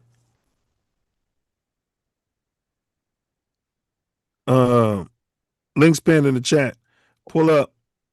All right, so we covered King Pose. Y'all got anything else y'all wanted to talk about? Anything about the Bears or anything overall? Hank, you didn't comment on the Southside Stadium. You got a problem with the stadium being over there around Pookie and Ray Ray? I'm sorry, I was on mute. I got you. I don't think our pink brothers and sisters, shout out to the Caucasus Mountain peoples, I don't think they're going to be too fond of that. So no, that's not going to go over well. Shout out to the brothers on the South Side, but I don't think they gentrified it enough to make that type of investment. Not yet. Hey, but they bring their ass to they've been bringing their ass to Comiskey Park for years, ain't they, Ted? Well, you gotta remember where Comiskey at. Bridgeport, baby. Yeah, but it's still on the South Side. It's still on 35th. Remember, the Bridgeport was a different breed. Bridgeport is different, but it's Them still white boys a little different. But Comiskey, well, what used to be Comiskey, it's on the border of that shit. Like they still got to get there. Yeah, you're right. They got to come in from the red line. What is the red line? Yeah, it's the red line.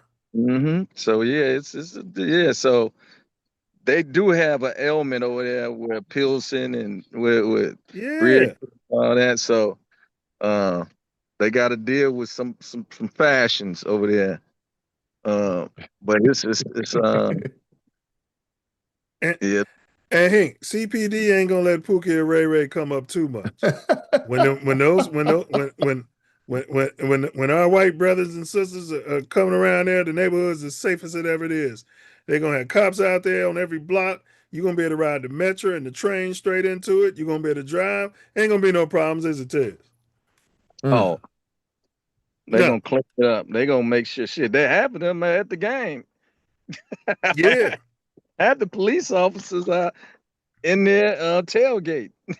Majority of them. So they got second jobs up in there. When we moved to Inglewood, Hank, the neighborhood wasn't the same. And when they got the bid for the stadium, so I wasn't seeing the police do shit. And when they got the bid for the stadium, I would see the cops just arresting motherfuckers, taking them out of their houses, taking them out of their cars. And what they was doing was all these people they knew had warrants and all this gang activity and these members, they was arresting them for pre-gentrification. So that's the same thing they would do in that area, Tez. They would go over there and arrest all the Pookies and Ray Rays who they should be arresting now and cleaning that neighborhood up for the people. They're going to go over there and they're going to lock their ass up. They're going to intensify the police activity in that area as they building. Right when they know, they're going to let it be known that whatever you was doing around here, you ain't doing it no more. And thus, I can walk around Inglewood all the way up a certain radius around the stadium with no problem, just like the white folks. Yep, you got to move your clientele. You got to do whatever. you better if you want to survive. Right, but your black ass ain't doing it here. Yeah. So yeah, man. The city know how to clean it up. That's why downtown Chicago, the Gold Coast, you don't get a lot of that shit going on down there. Not a lot. Now you remember Cabrini was right down there too. You ain't getting nothing. You just kept that stuff. You better do that shit over there in Cabrini. Right. Yeah. Right. They was literally right next to the richest area in the Chicago area. Right next door. Can you imagine? You the poorest of the poor. You live right next door to the richest of the rich. That's why they tore it down, bro. The views, the location for Cabrini was perfect. Perfect. And you kept that stuff inside them gates. Didn't you? They didn't even really talk about what was going on in the media. You know what I'm saying? There was so much crime going over in there in Robert Taylor's. That shit wasn't even making the news, Tez. It was like their own little world. It was making the stats, the crime stats, but it wasn't making the news. Girl gets raped on the stairwell, stuff like that. That shit wasn't making Chicago news, bro. It had to be something big, like somebody got thrown off the 20th floor. They had to deal with them criminals in there.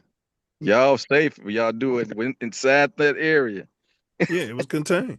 And then when they tore those buildings down, it was like a hornet's. It was like you going out in your backyard and destroying the hornet's nest back there. Now your kids can't even play back there no more because the hornets are all over the place.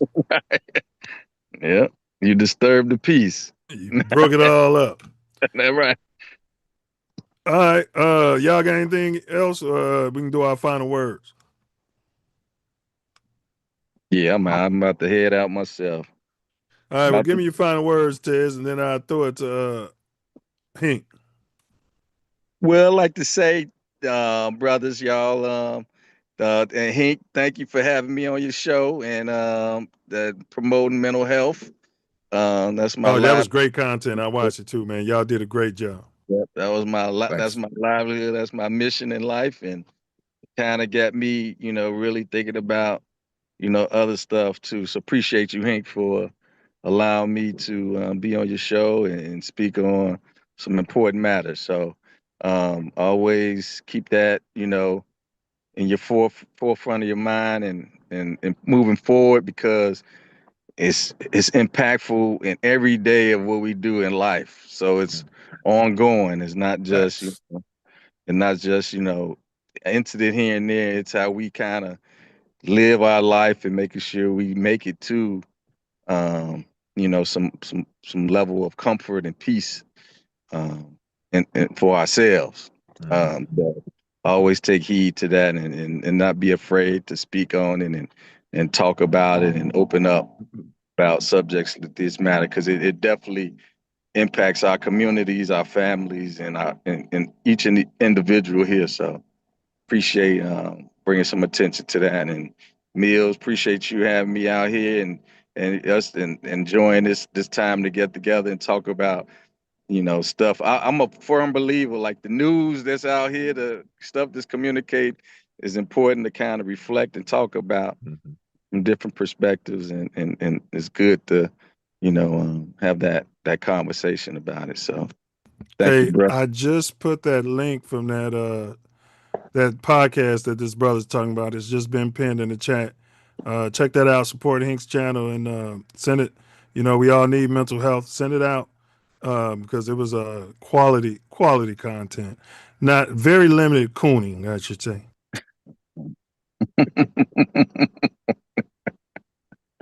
Well, this is crazy work, boy. This is crazy. Tez, we ain't got to take this abuse right here, man. We don't have to take this. Appreciate you though, Tez, pulling up. You know what I'm saying? Appreciate you, bro. You got anything else? And then we'll throw it to Hink. Oh, that's it. Appreciate you, brothers. Shout Happy Father's Day, everybody, and all the roles you play. Definitely uplifting our community as Black men. Keep it going. Keep we play fathers in different capacities. So keep that going and keep pushing these young individuals out here need our support and need our guidance. So keep that going. Yes, challenge them young ones. They could do it. Challenge their ass though. I know that's right. And Tez, before you go, if you can still hear me, if you have any of your coworkers, man, our buddies that's willing to, continue to do this, because what I was challenged through the comments by going on other people's shows, sharing. Like I've shared before, we had a lot of great feedback from that show, and it challenged me to now from here on out, I'm gonna start doing it first Wednesday of the month. So if you have any coworkers, or if you yourself, want to come back on the show, man, chop it up with us, brothers, man. Because like I said, it's just gonna be just for men and men only. Don't get the ladies. Ladies, we love you. We know y'all need y'all thing, but y'all need to get your own space and let one of these sisters take over and do that show. But as far as it's for you, if any of you or some of your buddies in the field or in the industry is willing to come on and have the conversation, man, I'll be more than glad to have them. Definitely, you can definitely share my contact or my email. Either way will work for me. So I appreciate you doing that, brother, sacrificing your time, even on his birthday. You know what I'm saying? Y'all also give that man credit. It was on his birthday week, man. It was actually your birthday, wasn't it, Tez? My birthday was the next day, Thursday. Okay, so before he got out there, start sending, he thought about his mental. Shout out to that brother. Your birthday was around there too, wasn't it?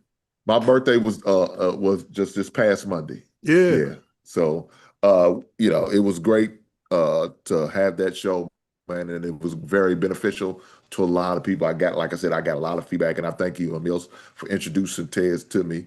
Shout out to you. But one of my final thoughts is, man, we got to continue to push on. We got to continue. Don't let that one show be the end. It shouldn't fall there. It shouldn't land there. We need to continue to take off, and by pushing this thing forward by any means necessary. Shout out to the brothers, man, that showed up and to participate via engaging with the comments and all that, because I know how important that is and how beneficial it was to me. And I know there's some other brothers that could also benefit from what we had, the conversations we had, what we talked about, and what we shared, man. As we can see in society, there's a lot going on, man. And today's Father's Day, I encourage fathers to be the best version of yourself. And if you have kids out there, and you know your kids out there doing wrong, find a way to reach them, get a hold to them, and pull them back into the covering. Because these young ladies, these young men, these children, these young adults, doesn't matter. They need their fathers, and they need the discipline and the structure of their fathers. The mothers been trying to do it for way too long by themselves, and we need to stop putting so much pressure on these women because they are not built for the pressure. They built the way they are for reasons. We built with the wide shoulders. We can carry the load like Atlas. So we, as fathers, as men, as brothers and uncles, grandfathers, nephews, whatever your relations is, we need to start stepping up more and doing more and getting involved. However you got to do it. So. Hey, Well said. Keep going, but I just want to jump in and tell Ace Happy Father's Day. This is our Father's Day edition.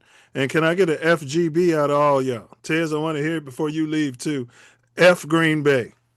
Fuck Green Bay. I ain't gonna just say F. We got to say what it is. Let's say what it is. Oh wow.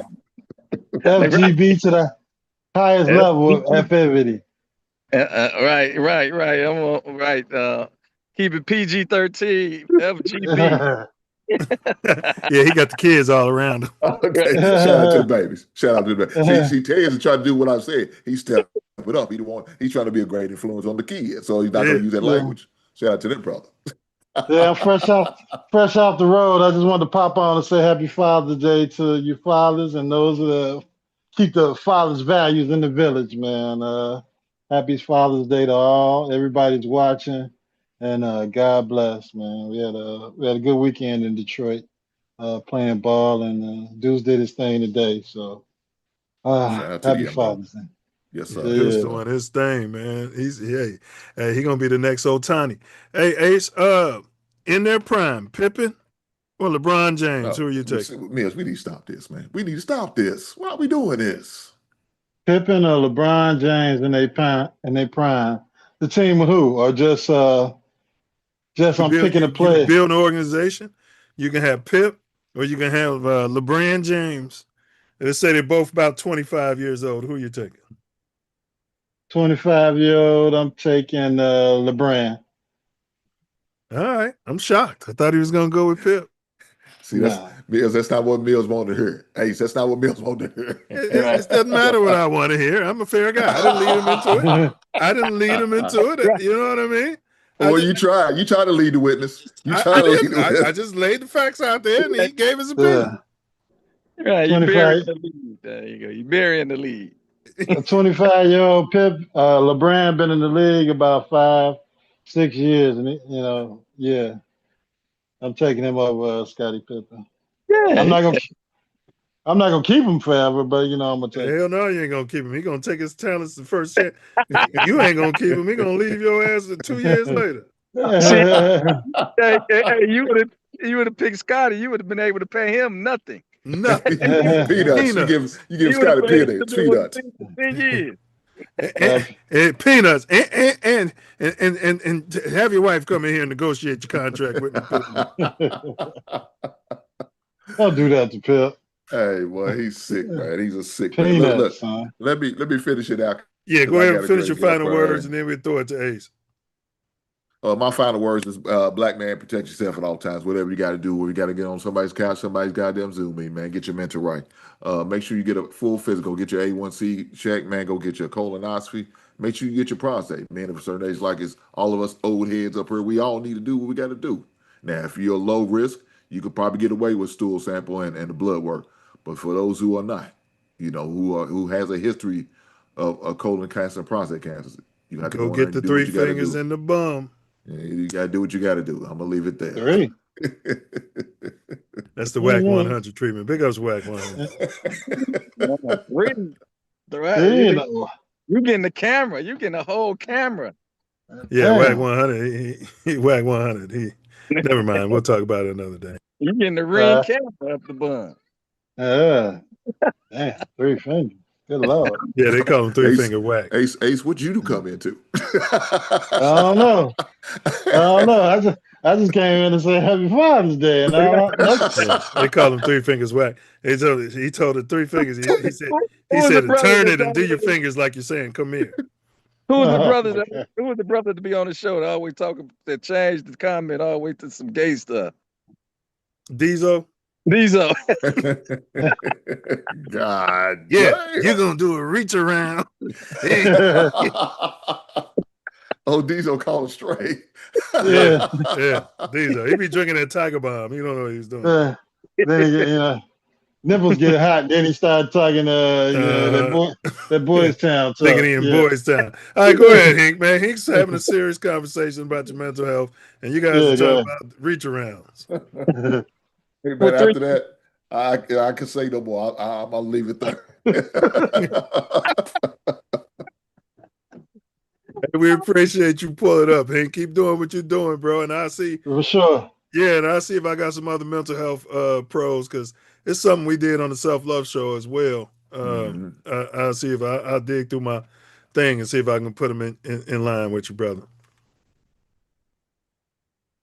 I appreciate it. Thank y'all, fellas. Y'all have a good night. Y'all enjoy the rest of y'all Father's Day. Yes, Same, sir. bro. Yes, sir. All right, brother. Right back at you. All right, Ace, go ahead with your final words there, fella. Hey, I just want to piggyback on what Hank said. Hey, you got to get checked out. Get your heart, your stress tests, anything that you can think of. People our age checking out these days. We just had the good brother Spencer Lee put to rest, and when I was out at the game, one of the dads said his buddy DJ Mustafa is a quite famous DJ out here, probably about our age, and he had a heart attack. So, even though, you might feel like you're in good shape, you feel like your body index is all right. You can work all day or work all night and do your thing and party or just live a good life. You still want to go to the doctor. Have the doctor check you out, check out your levels, check out your heart, your heart rate, so your arteries, do a stress test, whatever you can do to extend this time that you have here on Earth, because we got medical means to check things out and possibly help you if you need some help, or give you the thumbs up if you're doing the right thing. So it's a lot going on here, so go to the doctor. If it's your birthday, if you want to make it your birthday, your anniversary, when you went over, whatever the hell it was, just pick a day once a year that you want to get yourself checked out. If you got the insurance, go to a specialist. If you ain't got no insurance, figure something out. But don't wait till it's too late. For your eyes, your body, your heart, your prostate, your colon, your teethus, your tooth. Get your teeth clean. Get them checked out by the dentist. Do everything you can to keep your body, your unit, heading in the right direction. And that's my final word. I hate to see people in our age bracket from 50 to 60, but that's all I'm hearing about nowadays is people between 50 and 60 having health problems that seem like they were seemingly healthy, or doing well, or living a good life. But health is wealth, and if you don't have health, you don't have wealth. So that's my final word.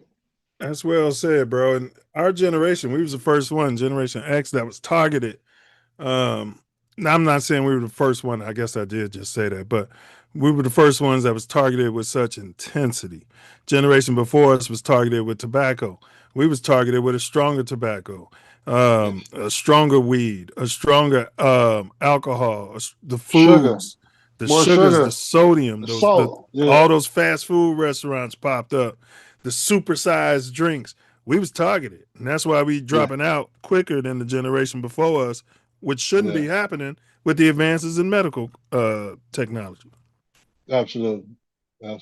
So I'll just piggyback on what these guys said. Get everything checked out. And like Ted said, your mental health too. Those things go hand in hand. A lot of cats with suffering from mental illness, they let their bodies go as well. So it's all hand in hand, mind, body, and spirit. So that's what I got. For my final words, just piggybacking off y'all. And if y'all out there, this is our annual Father's Day show. Embrace those that love you. Reach out to some who might not be getting embraced. Let them know how you feel. If you're not getting love from your little ones, maybe it's not so much about them. Maybe it's about you or something you're not doing. I don't know, but reach out to them Don't wait for them to reach out to you. And that's where I'll leave it today. A week where the Knicks turned a White House tradition into a headline. The Bulls trying to reinvent themselves by hiring Coach Splitter, who came over here from a shithole country. And now he's in charge of the greatest team in the greatest city in the world, the Bulls. Caitlin Clark reminded everyone that leadership ain't just about buckets. It's about who you choose to uplift when the spotlight hits. And she said in that video we played, she's uplifting your mamas, your daughters, your sisters, and your wives, black ass. Sports didn't just give us games. It gave us conversations that echo way beyond the court. Meanwhile, our Bears keep the city buzzing with a stadium pivot that could reshape the far south side. And a quarterback rumor, Brendan Sorsby, that has many fans arguing from brunch tables to bar stools. Whether it's a bold new direction or another chapter in the franchise's eternal chaos, one thing's for sure. The Bears will never let the timeline sleep. This has been Mouthpiece Included, where sports meet culture with zero filter, zero fluff, and zero fear of the deeper layers. Tap back in next week, because if this week's taught us nothing, it's that the stories behind the stories are where the real heat lives. Thanks for rocking with us. Until next time, stay locked in, stay curious, stay ready for whatever the week throws at you on the field, in the political arena, and everywhere those two collide. Because this ain't just content, it's connection, and it means more because you're here. Stay locked in. We appreciate your support and enthusiasm for the pod. If you have any more questions or need further information, feel free to reach out to any of us and ask. Stay tuned, stay passionate, bear down, and as always, until next time, Ace. FGB to the highest level of FMD. I'm going to second that emotion. F Green Bay Packers and everybody who loves the Green Bay Packers. All right, Karen is going to take us out of here. He's all excited. No, Deezo was in the chat, said a couple things here and there, didn't pull up. I don't know what he's got up his craw. I think he was waiting around for the Justin Fields. We were going to cover Justin. We kicked it off to next week because I don't want to do it without Ace around, you know, and Tiz and his new butt buddy Hink Put a shovel on the ground. They were breaking my heart, teaming up on me. You know what I mean? Talking about their one. Well, I mean, I'm sure they were going to dig into him. It was about the whole Pippen conversation. You know what I mean? Yeah, it was about the Pip conversation. You know, I brought up the Pippen LeBron comparison, and then they start, well, you know, Pippen can't run a franchise, and it's Tiz, and Pippen can't be a leader. And I'm like, well, you know, y'all was swinging from Pippen's Johnson 2 weeks ago. Yeah, no, I mean, that wouldn't be my my point. My point would be, you know, I think at 25, LeBron was more talented. Yes, he's going to leave your franchise in a lurch and take his talents wherever the hell the biggest payday is. And you and LA are going to see that because he's limited his team to the Lakers and the Warriors. Well, come on, man. You better get a check wherever you can if you want to still be in this league. And the only places that have the money right now is Brooklyn and your Chicago Bulls, Ace. Yeah. No, thank you. Yeah, well, I'd say no thank you if he's going to come here talking about we got to get rid of our future and go out and get this guy and that guy and this guy to put around him and get rid of our future. He's a poison. Yeah, well. All right. And he's going to want $40 million. He ain't kiss my ass. I'll take we can start from scratch like we got to do anyway. I'd make him a player, not a player coach. He'd be a player GM, if that makes sense. No, thank you. He'd be assistant in charge of the assistant that's in charge of personnel. Filmography. I put him in charge of filmography. And Ace, I said I'd give him $30 million, pay his son a league minimum $5 million, and bring them both in. Okay. Well, son's under contract, so we have to trade for him. Yeah, we got 1 million second-round draft picks we could trade for him. All right. And I wouldn't move any of our draft capital for him. for LeBron to come here. You know, where go out and get. No, I wouldn't do none of that. I want to win a chip and go. No, you're beyond your prime. You're just here to sell jerseys and tickets. Yeah. Tickets and jerseys. That's it. Do a tour. Put the Bulls back on the map. That's every That's city it. with That's the it. number 6 jersey. That's it. Chris Paul. I mean, what's his name? The bi-curious one. Rich Paul's not welcome in the stadium. That's right. Worldwide West can come in, but Rich Paul ain't welcome in the house that Jordan and Pippen built. And we catch him in Chicago. We putting Pookie and Ray Ray on him. Right on him. Yeah. Mm-hmm. All right, Karen, take us away. Happy Father's Day to all the dads out there. Put a shovel on the ground. Breaking my heart, man. Yeah. Breaking my heart. You guys gonna get your little suburban stadium and your little, you probably have halter top night, fingernail paint night. You get your fingernails painted. Yeah, I'm not going out there, man. Yeah, I go watch them out of town before I go to damn out of town. All right. You find yourself sliding through. You might be in LA. On Florence and Norman. Hey, homie. Hey, man, come here. Better. You might be in Chicago. Woo! Dipping down Ashland. Better. Chill back. Check your 6. Double check that blind spot. Use that blind spot assist. TATN. Better guard your grill. TATN. Guard your grill. TATN. Mouthpiece included. TATN. Bear down. TATN. Bear down. Knuckle up. TATN. Mouthpiece included. And don't forget it, baby. And don't forget to. Whatever you do, don't forget it. Like, share, subscribe. Hey, Butterfly. Forget to bring your mouthpiece. Sure. Don't forget it.